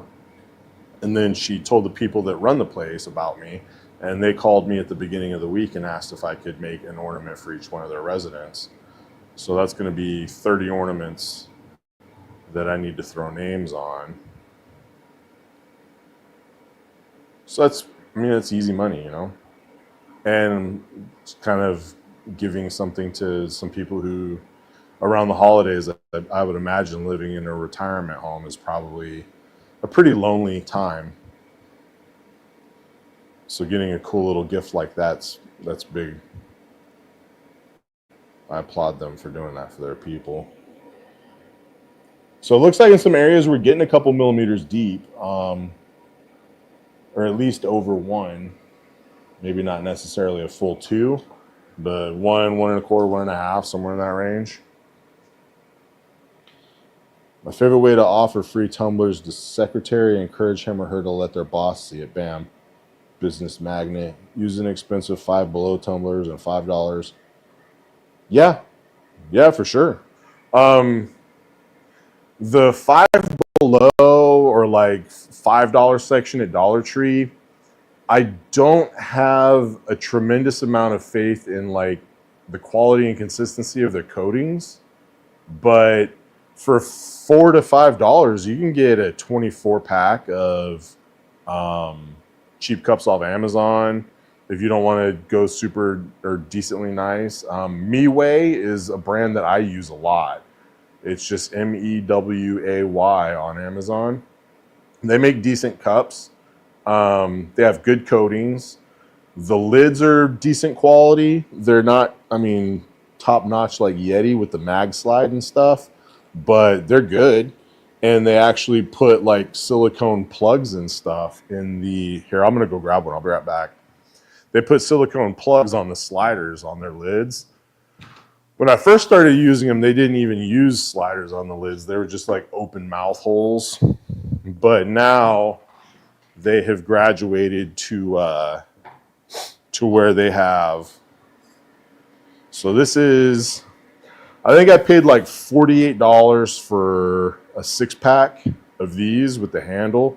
But you can get the like more straight walled. Like this is a Yeti, but you can get more like this style here of the Meways for probably $5 to $6 a cup, depending on the color. But like I was saying, this is like, you get like a nice silicone. You can see the silicone pad to keep the water or whatever from spilling out of the cup. So it's a decent quality cup. It doesn't look terrible. You know, I gave one of these to the new chief of police when I found out that we had a new chief of police. I put the logo for our police department and then his name, Chief so-and-so, and then did a metal, so like a stainless steel business card like this. This is a 0.8 millimeter stainless steel card that I put the Miranda rights on one side and then put the logo and then his name again on the other side. And when I went and talked to him, I actually found out he remembered me from like a downtown market I did like 2 summers ago. Actually, it might have been 3 summers ago by now. But yeah, it was pretty cool. It was neat to know that he remembered me. We had an interaction. But I'm sure there's not a lot of laser people out here, so. All right, let's see. Fun fact, chick magnet coin pickup. Tell her a server gets free coin illustrating what a great job they did serving me. Website on the back. They'll throw it away. Nice. Throw it away, I said. Nope, they'll never throw it away. Right? Yeah. If my results for a customer isn't perfect, they won't be getting it until it is. Yeah, for sure. I can sympathize with that, for sure. Like I said, I've spent probably $300-400 on replacement Stanleys at this point because I wasn't happy with the quality of the work. So, all right, so we got the dark mark done. I'm gonna switch. I'm about to make y'all seasick, but here. So because of the grain of the wood, there's a little bit of banding, but I'm pretty happy overall if you look at the natural color of the wood versus like what the engraving looks like. It's significantly darker. I mean, the black tape makes it look a lot lighter just because of the contrast. But I also know, based off of previous experience with this kind of oak, that when he seals this, it's going to darken up significantly. So there was this big table that I did for this guy. It was a huge oak wood slab, like a solid slab. And I did the engraving. I was like, dude, I'm not real super happy with the darkness, but I think it'll turn out okay. And then when he sealed it, it almost went black. Like, I was like, dude, did you paint fill the logos that I did on that table for you? He's like, no, it did that when I sealed it. So I think I'm going to be really happy, and the customer's going to be really happy with that. So there's the Oliver Twist cross. So bam, done with that.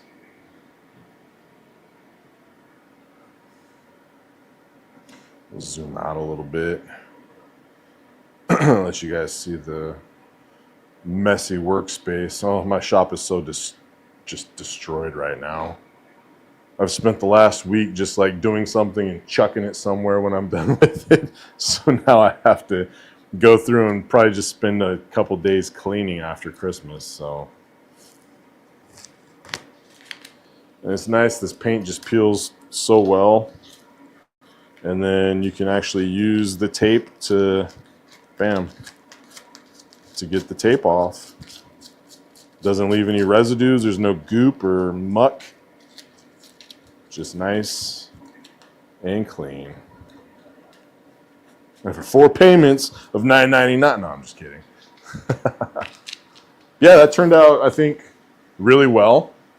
And like I said, when he goes to seal it or lacquer it or whatever he's going to put on it, then I think it's going to really even darken up more and just turn out fantastic. So super happy with that one.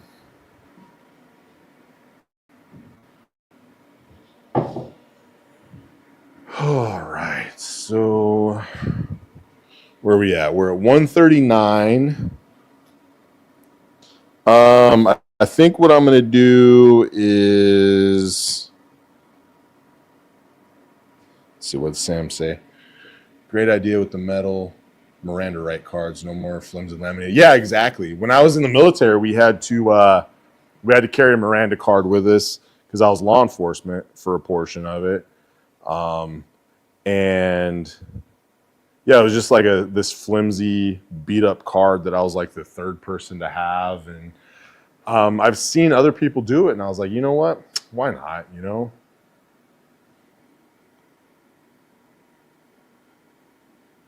I did it more or less just for the dark mark on the, to show him how I could dark mark on the stainless steel. And just give him something that, you know, if he puts it in his wallet, he'll see it almost every day. So, all right, I need 30 ornaments.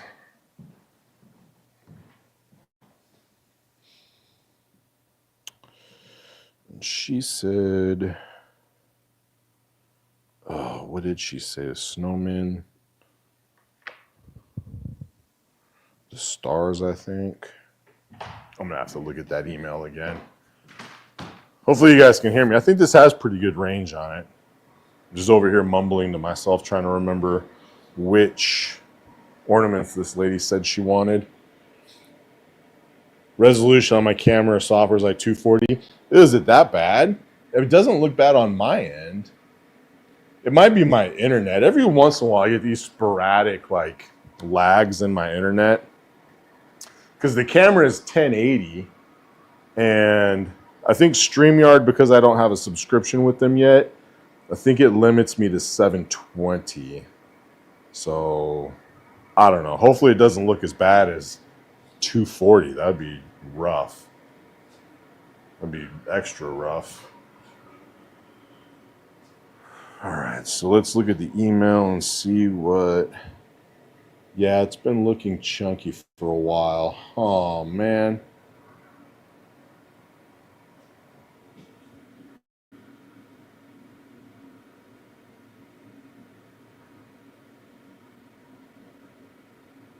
Yeah, StreamYard is saying that my connection is unstable. It's not the only thing that's unstable. I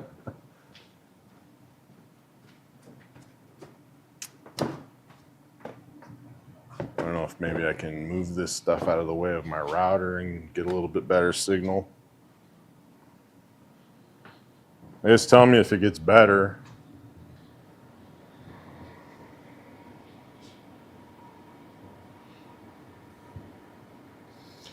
Let's see. So she emailed me the other day and said, "Hey, Cody's here. It's my younger sibling's spouse. How's it going, Cody?" Let's see.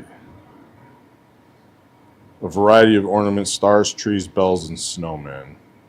Stars, trees, bells, and snowmen. Also, she did want this bells as well. Cool.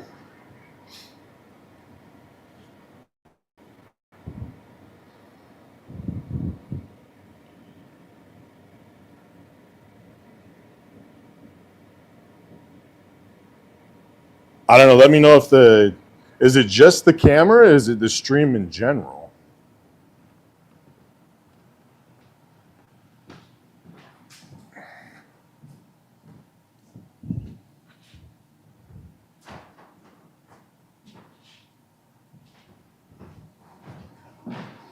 Hopefully it's, I don't know. I mean, hopefully it's none of it. I wish it was none of it, but if it's going to be something, maybe just the camera and then the rest of it's okay.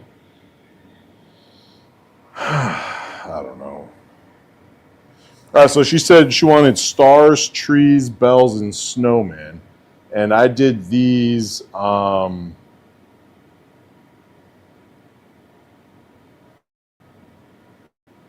we go. So I did these for Small Business Saturday. I cut out a bunch of ornaments and let people engrave a name on it for like $350 or something. So I have 30 that I need with 4 designs. So that's 7.5. So 8 of one, so 6 of these, 7, 6 of 7 of the other. So 1, 2, 3, 4, 5, 6, 7.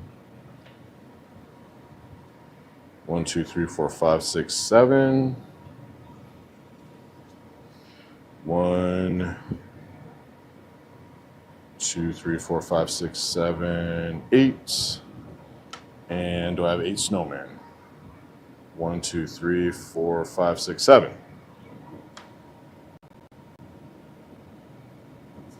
So I guess we'll throw maybe another star out there. There we go. All right. So I'm gonna need my other Z table. I'm trying to figure out how I can like not be in the way, but I think I'm just gonna end up being in the way.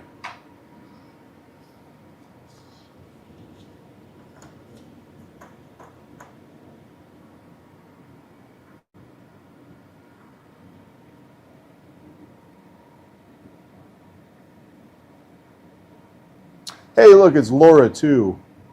Hi, Laura. Welcome to the stream. Hopefully, I don't know. Apparently, I might be having some internet issues, which is really a bummer. But hopefully, it doesn't look terrible. This thing here, this little JBL speaker, has been like the best little work speaker ever. But it's like 6 years old, so it doesn't really charge anymore. It just kind of You got to leave it plugged in. It's got great sound though.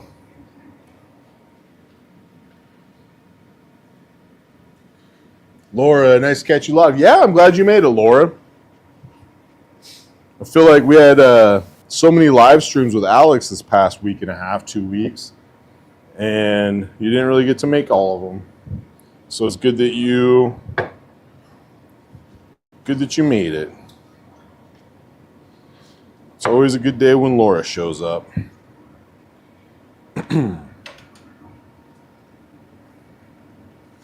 So this is, I don't know if you can see it. Maybe I should zoom in a little bit. But this is the Z table I was using when I was doing that bronze engraving. And you can see like down in here, there's this like rose gold colored residue from the, I don't know, however many ounces of bronze that I ended up engraving out of that plate. It was a really cool experience, but not really something I want to repeat. The only reason I even took the job on is because it was literally for the jewelry store that I do all the work for. They asked me if I'd do it, and I was like, well, you guys send me a lot of business. I'm not going to tell you no. But spending the better part of 3 entire business days with my laser going on one piece of bronze, definitely not the high point of my year.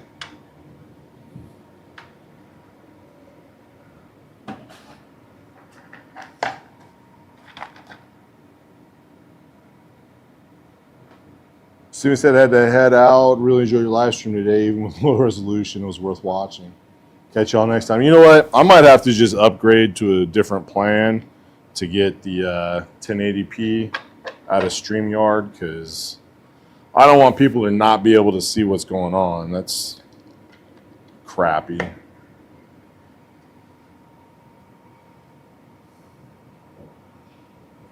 But thanks for being around, man. I really appreciate it.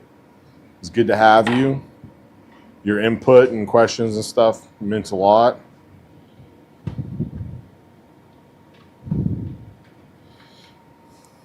This little Allen key here is a lifesaver. It's got like a ball tip on the end of it, so you can actually like kind of have it at an angle and still be able to use the tip.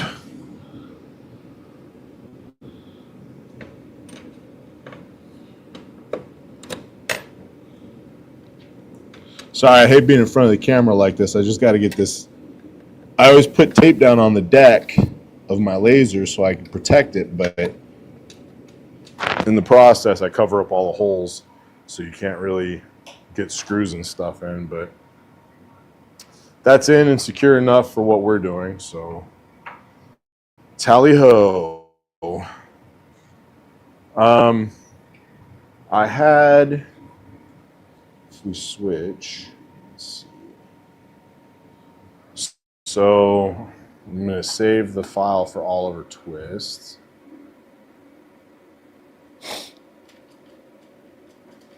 Just in case we do anything in the future for it. Then we'll do new file, open, and there was one I called just ornaments that, let's just do a search. ORNA. No. I gotta remember what it was. Ornament, share box, Jonathan Sandman.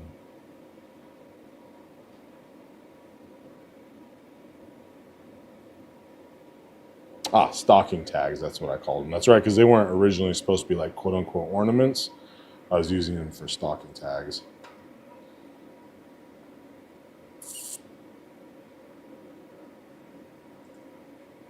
No, that's just the arrangement.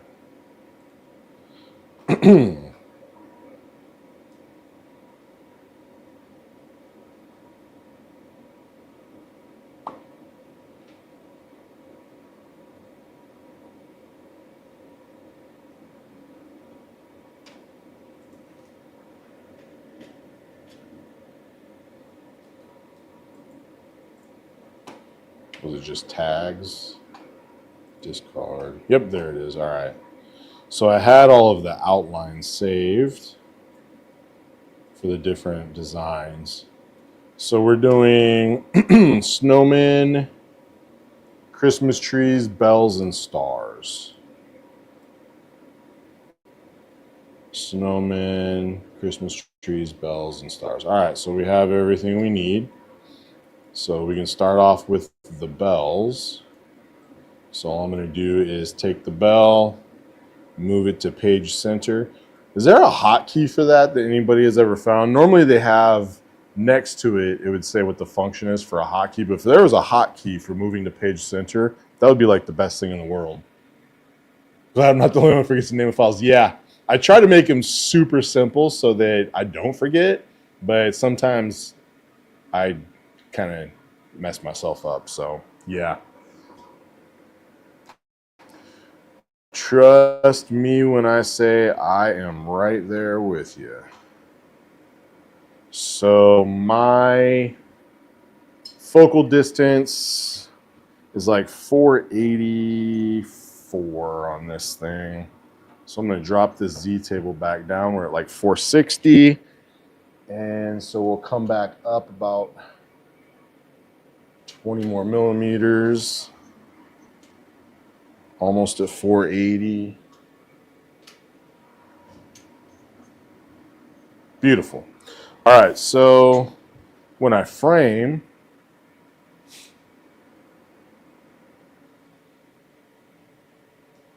let's see.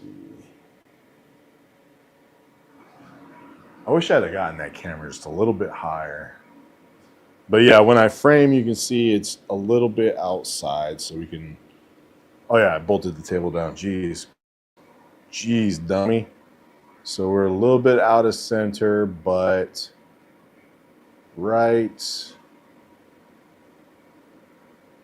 there looks good. So it's framing. There we go. It's framing just outside the bounds of that. So I'm sorry I got in the ding camera's way again. So it's framing just outside the bounds of this bell. So now if we center our text inside the bell, then it'll be centered in there. So we've got this set up.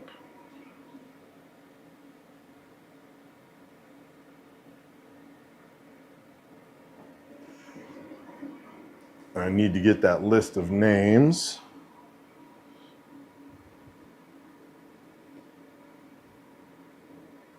Got a new Facebook message.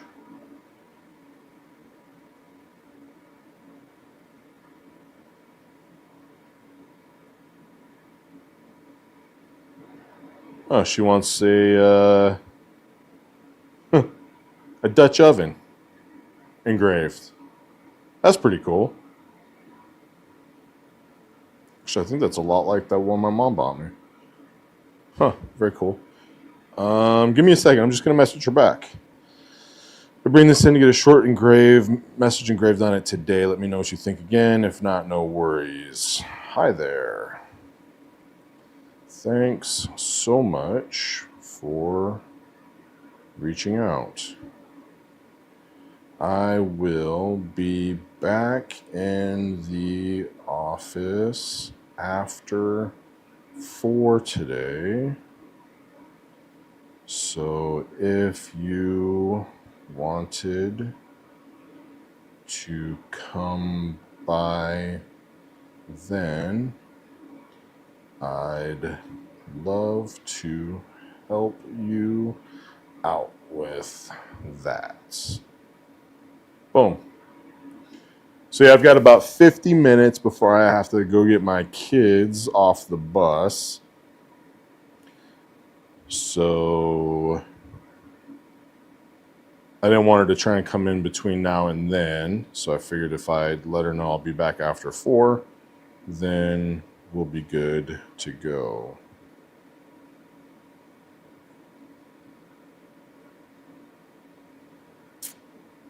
I'm just trying to get this list that this lady sent me. Here we go, resident names. See more.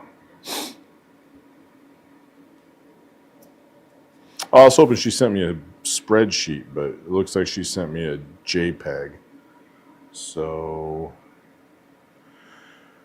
we're going to have a JPEG with all the names. So we'll probably just pick a font and then put all their names in that font and call it a day. Oh, no, wait, that's the message I sent her. Here's a list of names. So, oh, here we go. It's downloaded. Oh, it is an XLS. So this might be a perfect time to, why am I, you know what, let's do this. I'm going to turn off my Wi-Fi.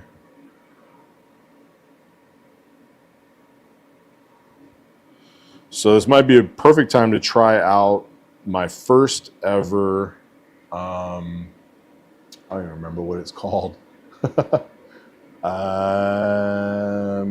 Variable text, there you go. So there's the variable text option.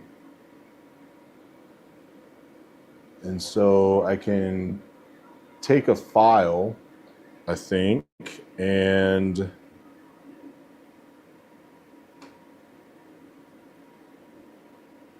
current, start, end, advance by 1. So I think we can try the variable text. Let's give it, I mean, might as well give it a shot. I don't know, have any of you guys ever messed with variable text? Let's see, which laser are you using today? Choosing fonts are difficult. Yeah, choosing fonts can be difficult. That's why I ask people about like styles. I just ask them, I have like probably 6 main fonts that I use, and they're all very like different. So there's the Nicolia that I use a lot of, that is like a cursive handwriting one. And then ampersand is one that I use a lot. That's actually a pretty cool one. Would Sam say agree about the fonts? I hate design. I can never settle on designs. That's why I let my customers do it. Yeah, for sure.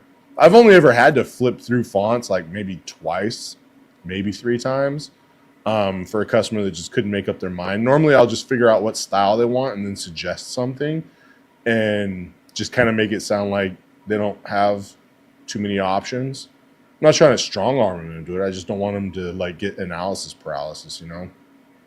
And as far as lasers I'm using today, Laura, we are on the UV right now, but I have used the fiber already to do some cups. So we're just kind of like all over the place, like I normally am.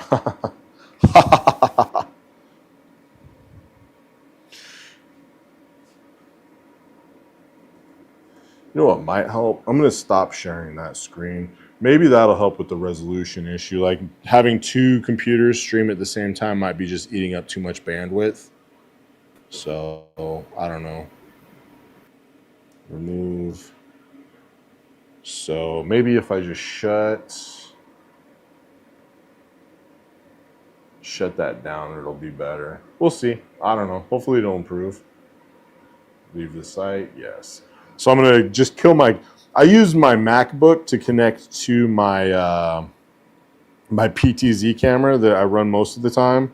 So with that, I don't normally do my laser work on the MacBook, like running the lasers. So if I want to show settings and stuff, I use my Windows PC.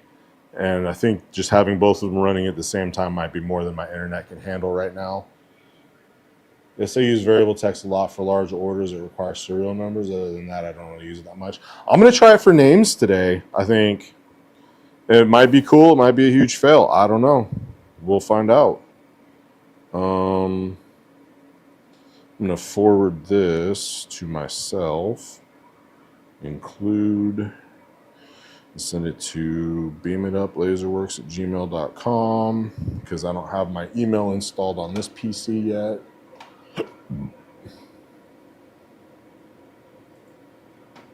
Well, I'm glad you know something about variable text. I might have to bend your ear, Sam, if things get dicey.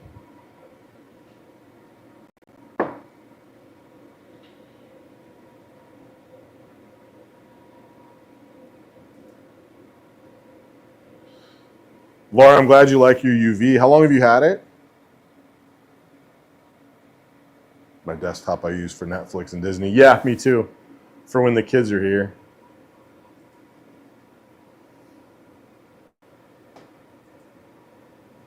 So I'm at, nope, this is not it. It's the wrong email.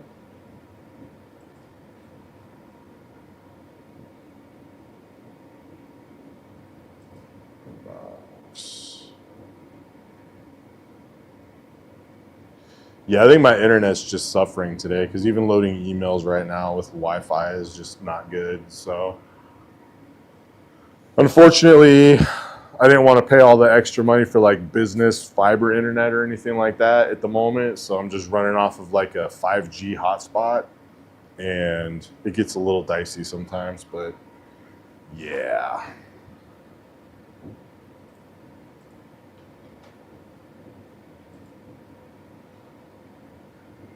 Trying to find message. Is it ready to be picked up? Yes, sir.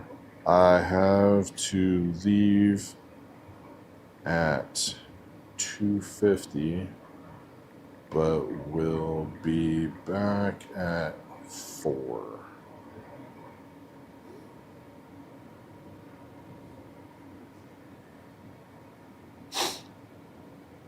All right, so for some reason, it doesn't look like the spam folder caught my...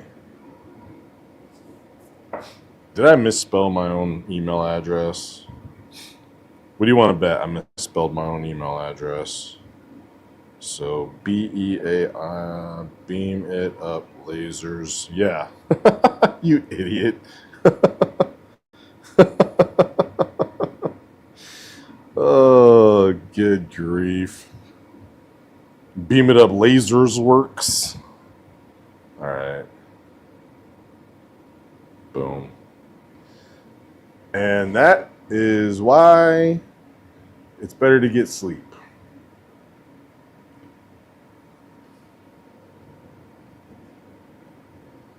I started off this week stupidly, and Monday night I got 1 hour of sleep.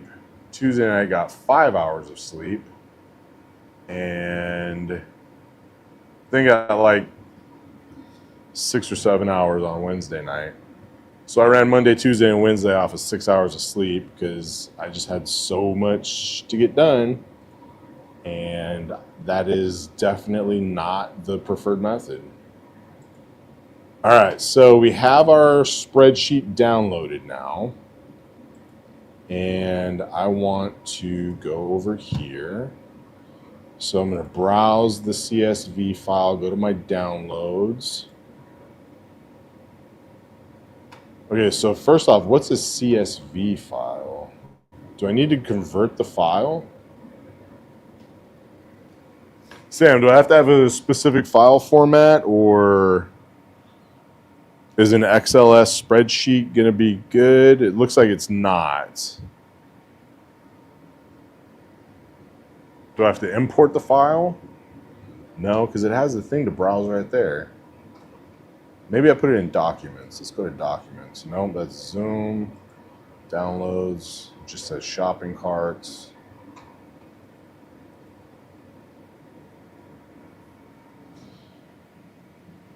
Comma separated file. CSV is the extension you want. So it won't work off of a like Excel spreadsheet file.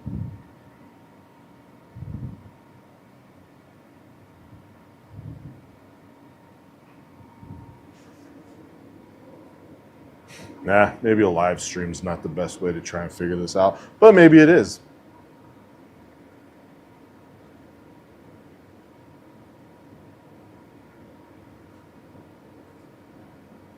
So we can minimize you.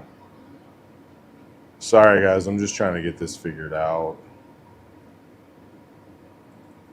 XLS. Browse. Do I have Open Office installed on this one?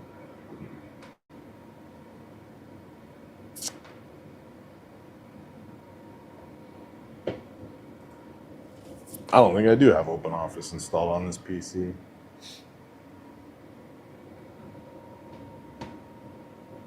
Any of you guys ever use OpenOffice? Microsoft Store, Booking.com. I don't think I ever installed it.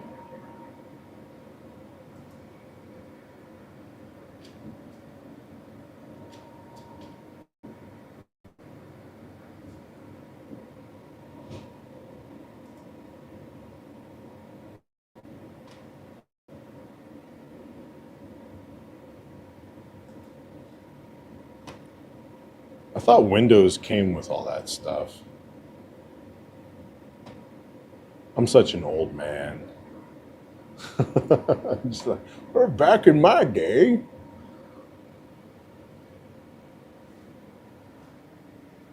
No idea what that is. I'm going to say no. Let's see. OpenOffice is like, it's basically like a clone of Microsoft Office. It's just just enough difference that they don't get sued. Let's see. Quick Assist, Revo. Yeah, I never did. So, but it's like open source. I think it's like Apache or what is I can't remember. Sun Microsystems. Somebody reputable makes it, but yeah, I don't even have that here. CFG is just a plain text that is separated by commas in a certain way. You can export XLS to CSV. Oh, okay, cool. I appreciate that, Sam. You're a boss. So what I might do is just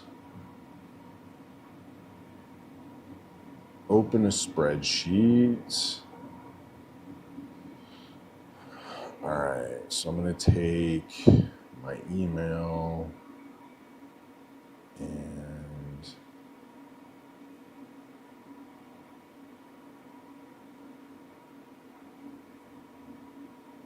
so we'll download that. I have OpenOffice on this one.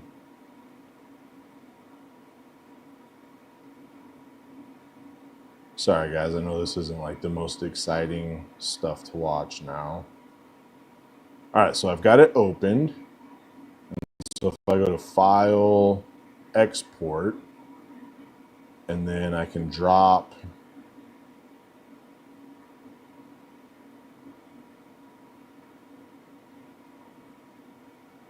it's only giving me PDF or XML. Cancel, File. Maybe if I do Save As, and text CSV. There we go. So then save. Document or content that may not be saved. Let's keep the current format. Okay. So then if I go to my downloads, take that CSV, I'm going to save it to my Google Drive. All right, so we'll see if this saved. Hopefully it did. So I go to my Google Drive now. Sorry, guys. We're learning how to do this. So thank you, Sam, for the input there. That's a lifesaver. Laura's here to support me. Thanks, Laura. I appreciate the support. For sure. So if I go here, go to my Google Drive. I love Google Drive. Anybody else use Google Drive? I love me some dang Google Drive. I started using it about a year and some change ago. And it's so nice because I can design stuff at my house on my desktop, or I can design stuff at my office at the front of the shop so that I'm up front in case anybody walks in. I can design stuff wherever and then just throw it in Google Drive and download it and modify it here, or just download it and use it here too. So boom, resident first name CSV. So test, no. So, all right.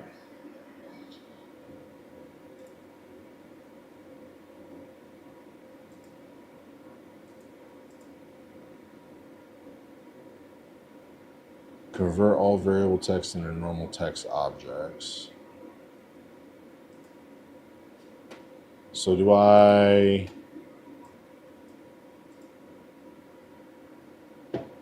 Huh. For what it's worth, LibreOffice is much better. It's basically OpenOffice with a ton more updates, more consumer friendly. Okay. Oracle, that's who it was. Yeah. Oracle.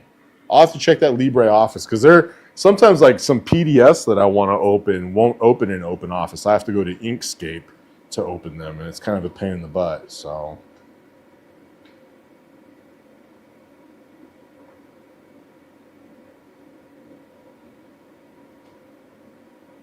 all right. So the next step for the yeah, that's my email telling me that I'm dumb and misspelled my own email address. So the next step for the variable text is how do I determine laser tools, calibrate tools, variable text. All right, so maybe now would be the time to open up Discord and see what Sam sent me for the instructions.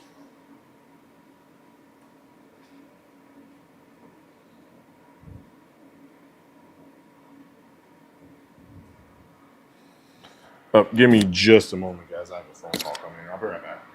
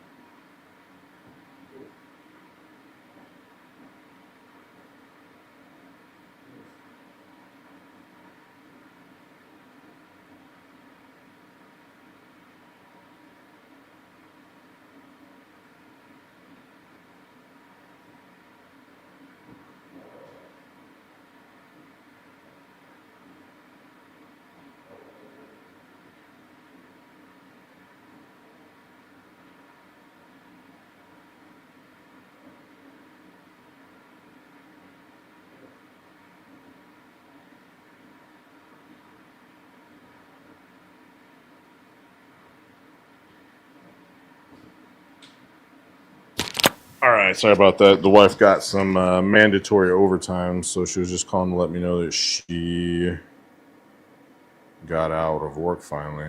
All right, there's Sam, variable text. Thanks again, Sam, for shooting that over. I appreciate it, man. So let's see how variable text works. So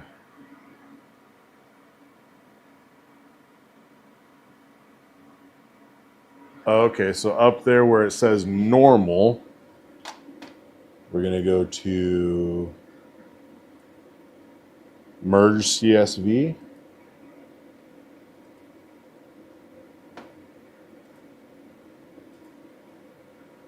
Is that right? All right, so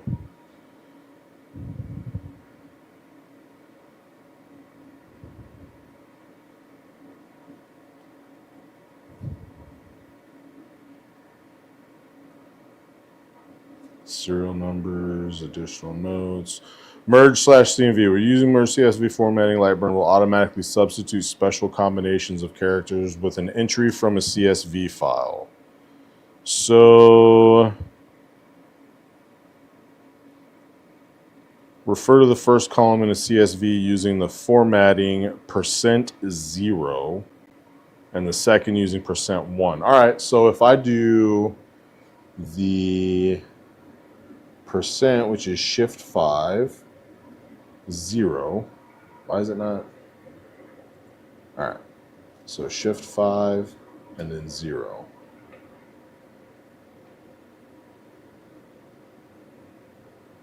Okay, that is not what I was trying to do.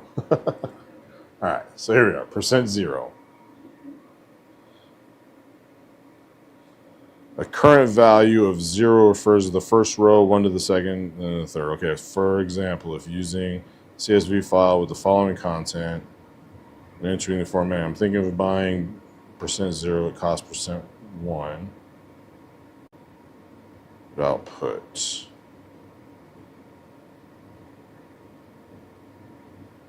Okay, so then let's test.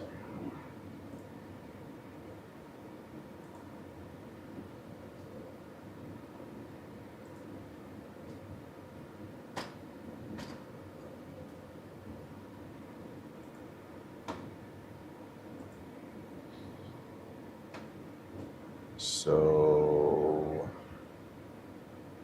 its framing is %0 still.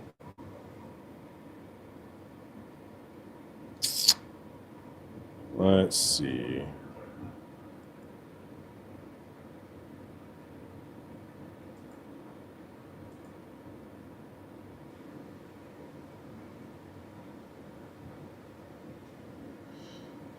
Well, there's 30. It's got the 30. The test function isn't working.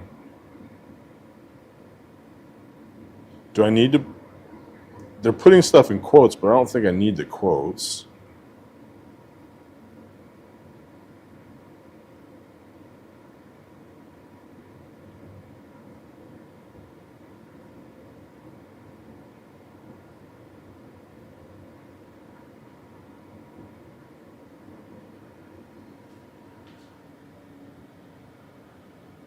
Yeah, I'm sure this is super entertaining for you guys. Sorry. I'm just trying to figure out. So, like, very simple text format that uses a line in a file as the row, and commas to separate columns. So, a row and then a comma for the column.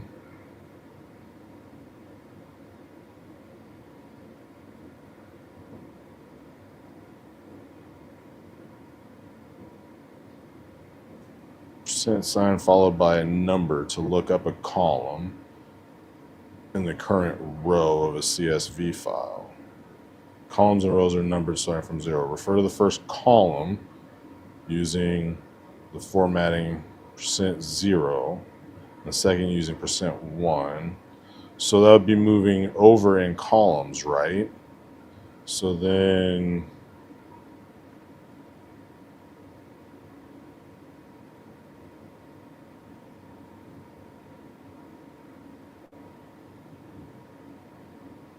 $. Yeah, so if I did %0 and nothing after it, because I'm in column 1, so then I should just go %1 and we go to the second one. Yeah, so I guess I just don't know how to implement it. Yeah, each job is a dedicated line. Commas are separating text and settings. So yeah, if I just typed in %0 and then hit test, it should show something, right?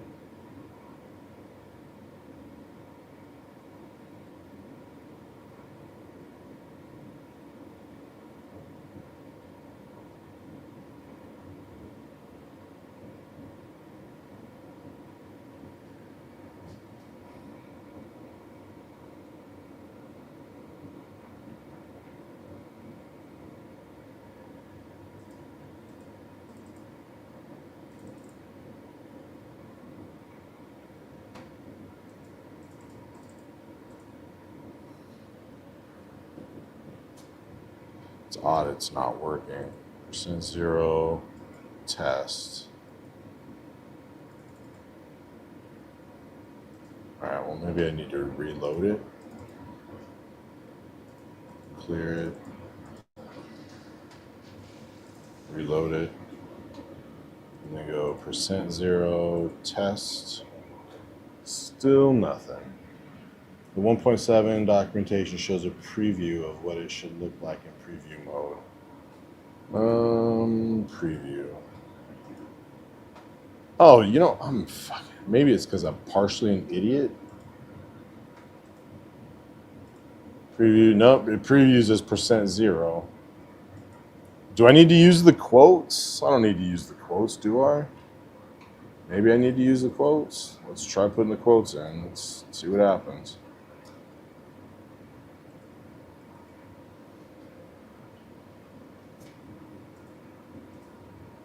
Preview, quote, percent zero quote. Nope. Did the Dropbox? I thought I changed it already. Why is it not?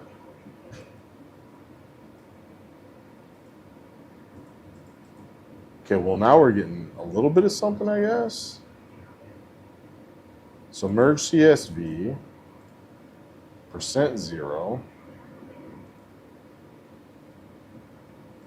Boom. Tests. All right, let's go to preview.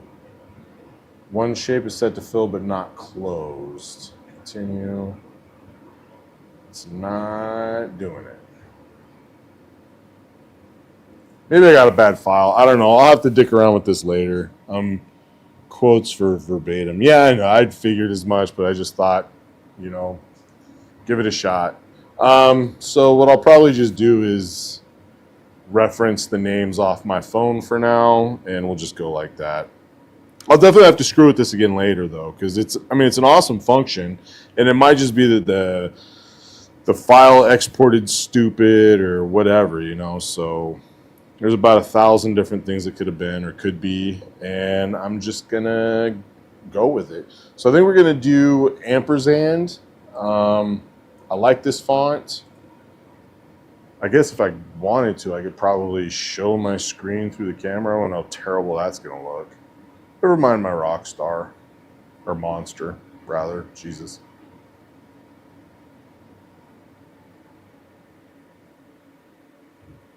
So,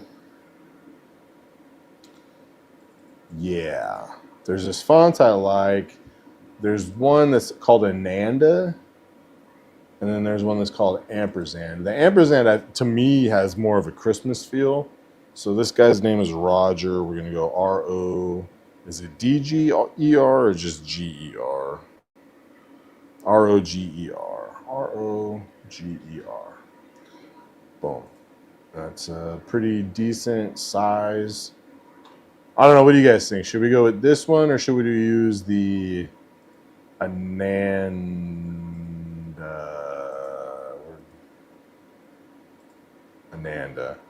I kind of like the ampersand more.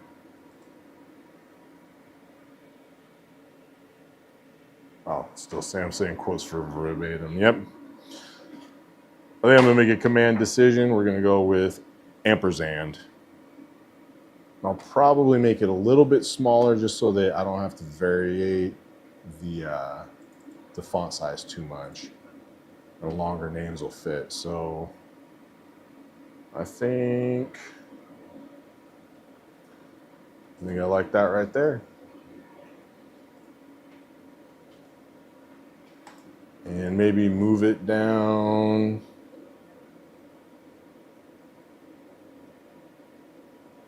Like right there. What do you guys think? Yay, nay?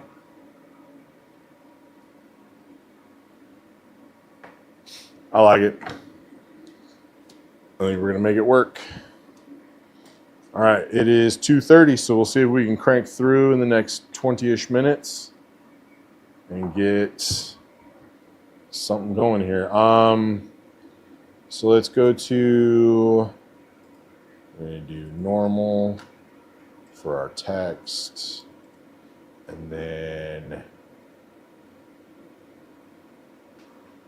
500.03. So I don't want these settings. I'm going to go to, all right, speed's going to be 300, frequency 50, Q pulse 5, 0 degrees, 1 pass with flood fill on.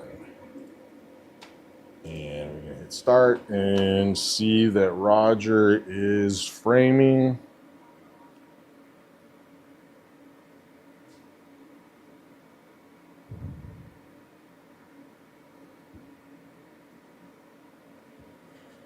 Woo, that's hard right there. There we go. Now we're in business. So we're going to go ahead and do Roger and see how it turns out.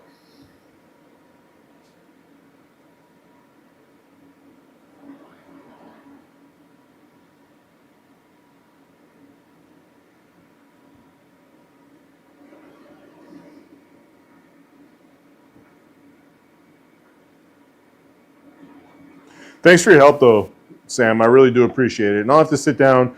I almost guarantee it was something to do with the export in Outlook, since it said that there was something that might not translate or whatever. I can see that font being sewn on Christmas side. Yeah, I thought so too. So that's 1 pass with the dark setting, and I kind of dig it. So I don't know. What do you guys think? Should I leave it? It's going to darken up once I spray clear over it too. So I think it's pretty good the way it is, huh? I've never used a UV for wood. You're missing out. You got to get that 300 lens for your UV, Laura. What do you guys think? Dark enough? I think we're going to call it. I think that's good. All right.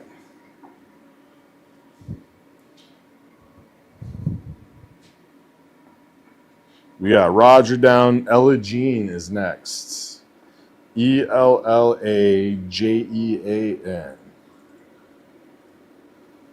I think we might put an enter on this one. We'll do it on 2 lines because I don't think Ella Jean. Yeah, Ella Jean's not really going to fit in there so great.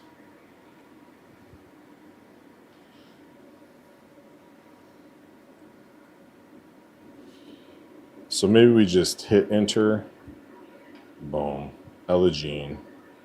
And then we can move it up a little bit to get it a little bit better center.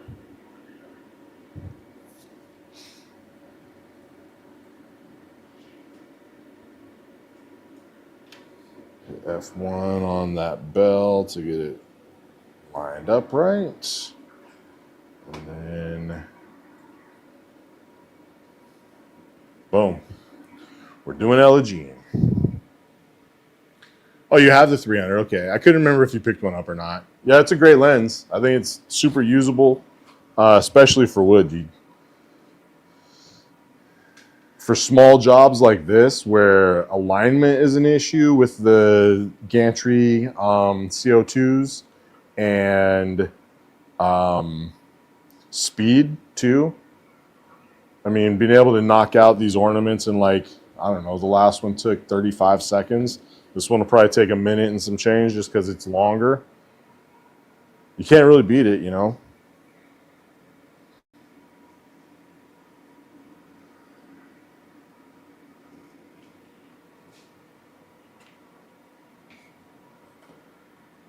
You know, that's a great result for 45 seconds of work on the laser. So hard to beat. Hard to beat. Then I'm going to Control Z all my way back to Roger so that the next person is the same. Let's go back one. There we go.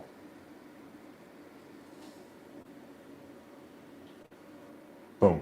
Back to Roger. All right, so let's go to the next person, who's going to be Alice and then Rick.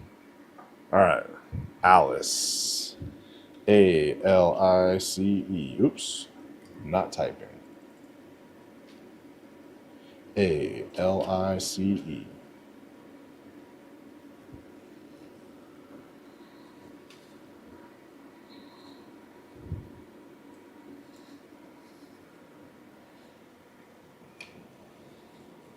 And there we go.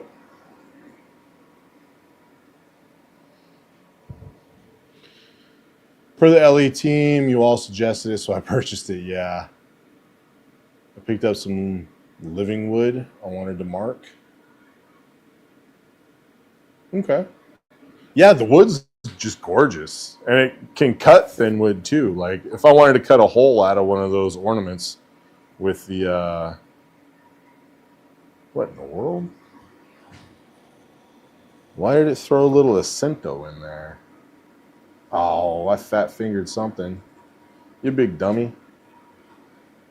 All right, well, we're redoing Alice. Good grief.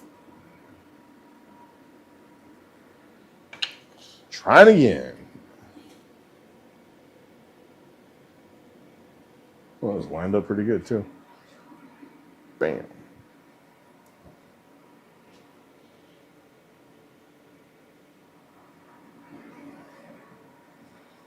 What do you mean by living wood? Is that like something I don't know about? Because wouldn't living wood just be a tree?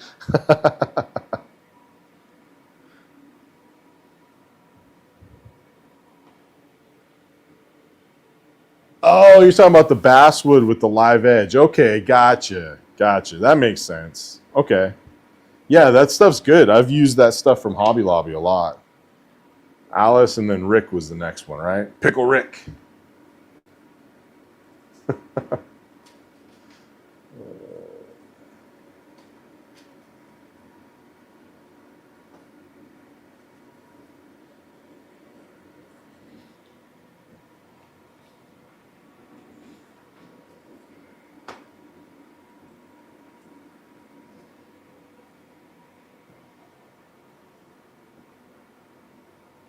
Shout out to anybody who knows who Pickle Rick is. That's bark on the edge. So yeah, it's a tree. I was just being snarky. I'm sorry, Laura. Yeah, the bat. I think that's basswood is what they use, which is pretty common. That stuff is nice and soft. I did with a diode years ago. I did a. It was there's this thing called like. Oh, what is the name of it? I can't even remember the name of it. It's this company that sells plots of land that are like 1 square foot in like Scotland. And then, so you pay like $45 or whatever, and you own a square foot of land in Scotland. And then you're like a lord. And then you get like this certificate that comes with your lordship that proclaims your lordship and tells you what your plot number is and stuff. And my father or my stepfather was, it was a Christmas gift for him because he's that person that owns literally everything they could possibly want. So like trying to find a gift for him is just damn near impossible. So I was like, you know what? I know one thing he doesn't own, and that's a square foot of land in Scotland. So I bought that, and then I engraved. Yep, Rick and Morty. Good job, Laura. I took the certificate and then traced it, and then in Lightburn, and then engraved the certificate on a piece of that basswood, and then sealed it and mailed it to him for his Christmas gift. So, and it's gonna bug me. I can't remember the name of the company, but it was like a podcast sponsor for one of the podcasts I was listening to at the time, and it was just funny. I was like, what else am I going to get the guy? He doesn't really drink, so I can't send him a bottle of booze. He literally owns anything and everything you could possibly want. So, Betty.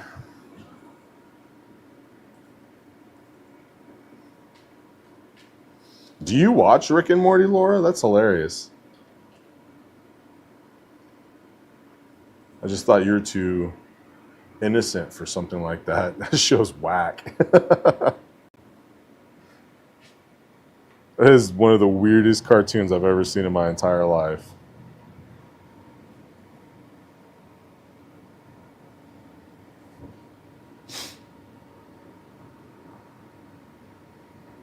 Rick and Morty makes The Simpsons look like Leave It to Beaver.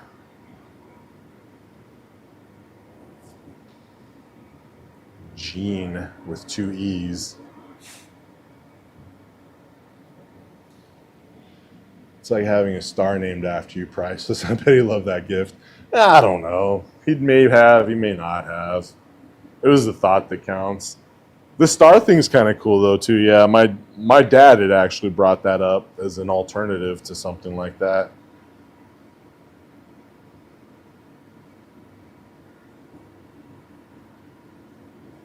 All right, so we're going to go to Snowman.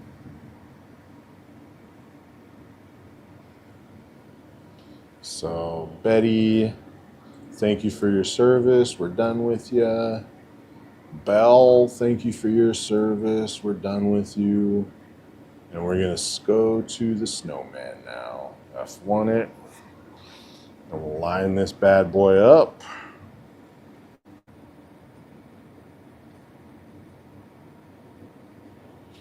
And get this.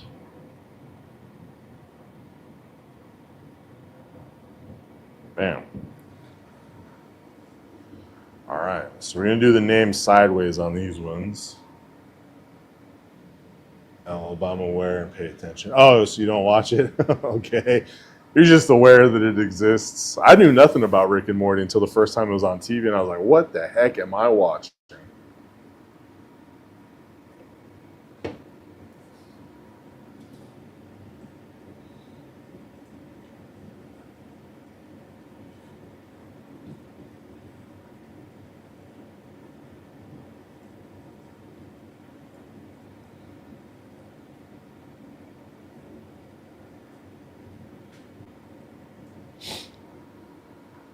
All right, what do you think about that for placement? Kind of like from here to there. Oh, I need to replace Betty with Jean. Jeane. Jeane. Jean. There's Genie. Could be a lot of different things. All right, so I'm going to shoot it and see what you guys think.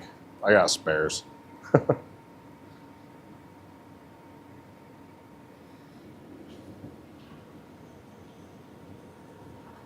My exhaust is kind of suffering today, though.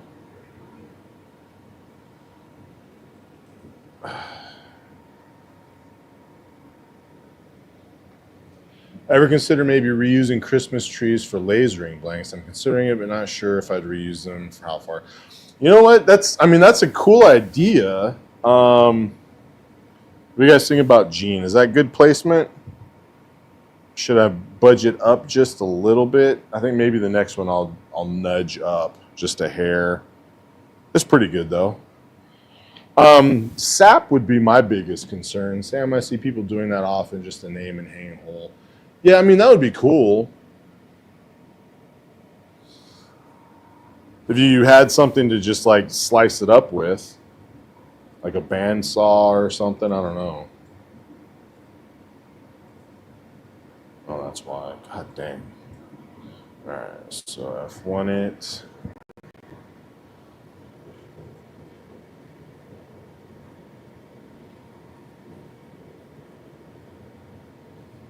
There we go. And the next name.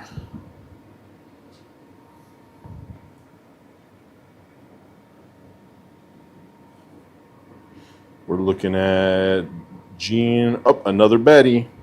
And then there's a Melba and another Betty. They're Betty Rich over there.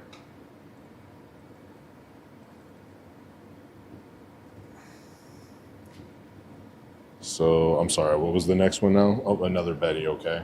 I got distracted by all the Bettys. Thought maybe it wasn't a Betty. All right. We got ourselves another Betty. Why the choice to go with vertical versus horizontal? Well, because it would have to be a lot smaller font to fit inside that snowman. So like the Christmas trees, oh, here we go. The Christmas trees and the snowman, I figured we'd go vertical with. And then the other ones that have more room side to side in them, like the stars. The stars are kind of limited.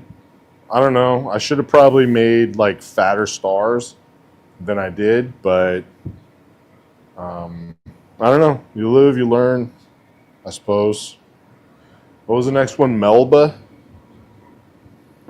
Melba. Yep, Melba. And then Betty again. Maybe I should just do two Bettys back to back instead of switching to Betty and then switching to Melba and then switching to Betty again. Am I doing something smart?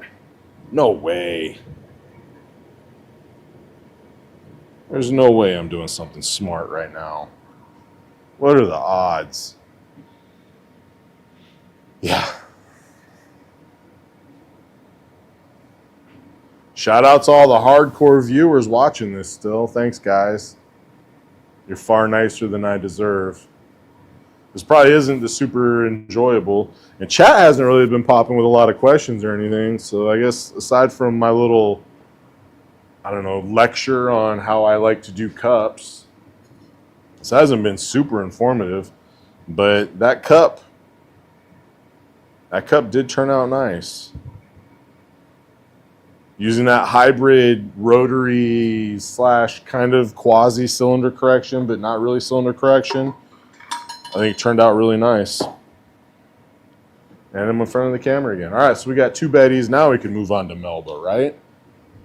Let's move on to Melba.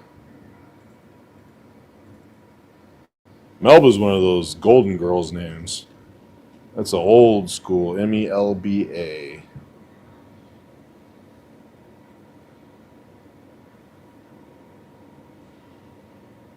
Melba, yep. All right, let's line up the next one. And another one. DJ Khaled.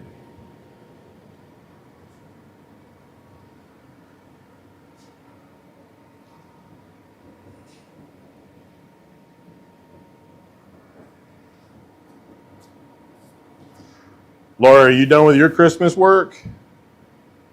Sam was over here bragging about how he's wrapped up all his Christmas work and he's taking it easy. Probably kicking back, sipping on an IPA right now if I know him. Just a little bit jealous. Almost bought some Stardust last night, Sam. I decided to go with the Monster Beasts because you get twice as many drinks. So I got 2 days worth of drinking material instead of just one. Ooh, that turned out nice. That's crispy right there. This is why you need to use your UV on wood, Laura. That's some good stuff right there. All right, so after Melba was another Betty, but we already did that Betty. So we're on to another Rick. Man, there's just Bettys and Ricks. Bettys and Ricks.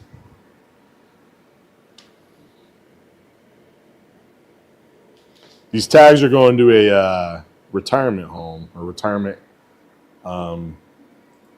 center. I don't know what you call them. It's a place where, like a assisted living type place, I guess. Rick.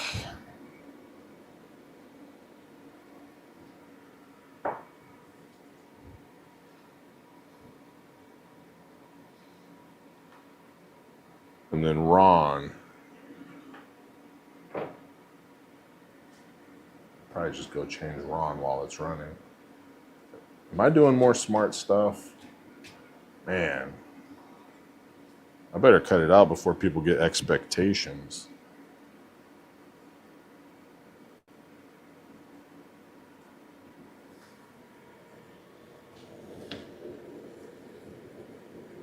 Because this is plywood, it's not 100% consistent on the darkness and smoothness of the engraving. Like that Rick came out nice. It's not perfect, but it's nice. We got Ron now.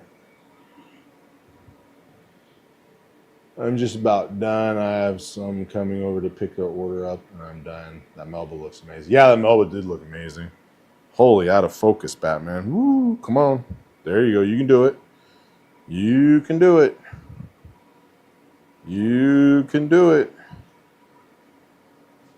I think I can. I think I can.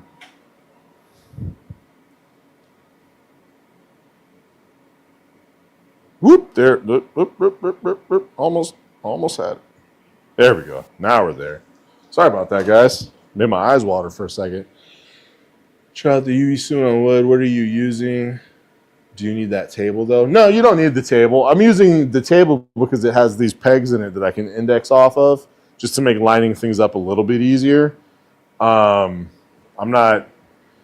This is just a Z table. I do need the Z table in order to use my 70 millimeter lens, though, because if you look at my tower, the way it's set up, it's a little bit beefier than like a fiber tower, and I'm sure yours is probably very similar. But oops, wrong button. Take that zoom out and go up. So the base of the tower strikes the bottom before the lens is close enough to the surface to be in focus with the 70 millimeter lens. So I use the Z table to get things up high enough that the lens gets it in focus. So that's the reason for that. I think after Ron was like Laverne.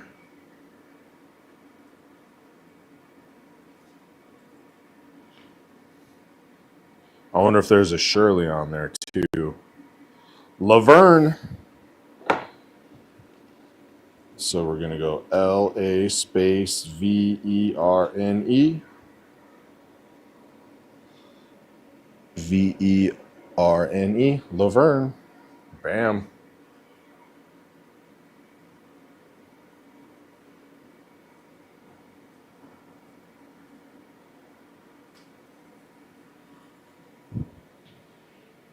I love your fabulous black tape. Yeah. Have you engraved the sides of coins yet? No. No, sir, I have not. I've not tried engraving the side of a coin. You see my fabulous black tape? Yes, I used the heck out of this tape. I was using that to protect it. But that table's the one I don't care if it gets messed up. I bought it used on eBay for like $40. But my other one, the one I have my exhaust on right now, I try to keep that covered so it doesn't get all messed up. That Laverne turned out pretty nice too.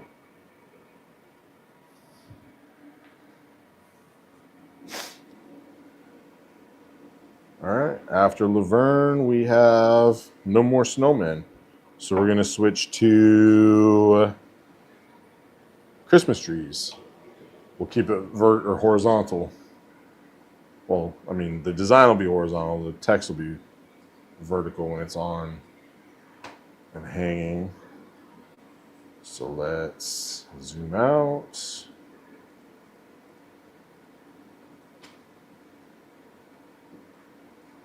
I have a lady apparently who's going to bring in a Dutch oven today for me to engrave on. That'll be a first.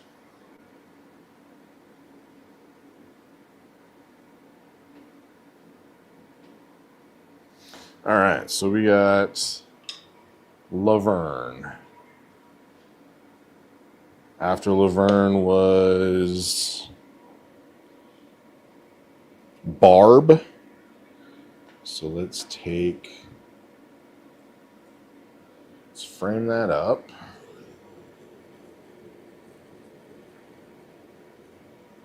And then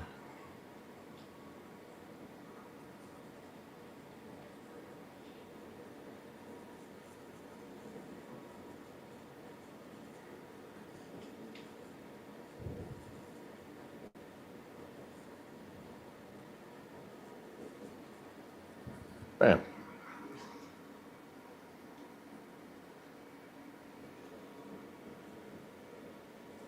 All right, so after Laverne was Barb. Got to reline you up.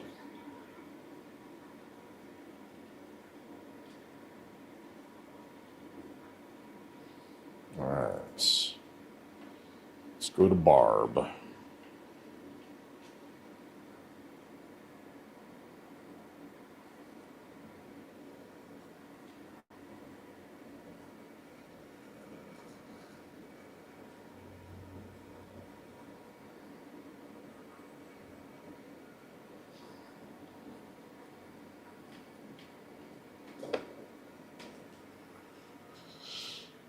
Laverne and Shirley was a great favorite of mine. I vaguely remember it. They have Z-tables for short money on Temu, half the price I see elsewhere. Yeah. Yeah, I don't I mean, I would be a little concerned about probably the durability and the construction of it, but I mean if you just need it to use it as a flat surface, then probably yeah, go for it. These ones have the little adjustable knob where you can manually move the Z height up and down. And if you want to use that function with any kind of like repeatable accuracy, I'm not sure Temu would be the route to go. But oh, okay. I just realized it's 250. So I am going to bid thee farewell. I might jump back on. It might be a little bit noisy. Oh look, Michael from ET Laserworks just jumped on. Yeah, I'm using the UV. Let's go ahead. I might come back and do a round 2. So, but I do got to run. So I will see you guys here in a little bit, and we'll get back on stream and kind of shoot the breeze. Maybe more people will catch on since it's later in the day too. But thank you guys so much, and we will talk to you again soon.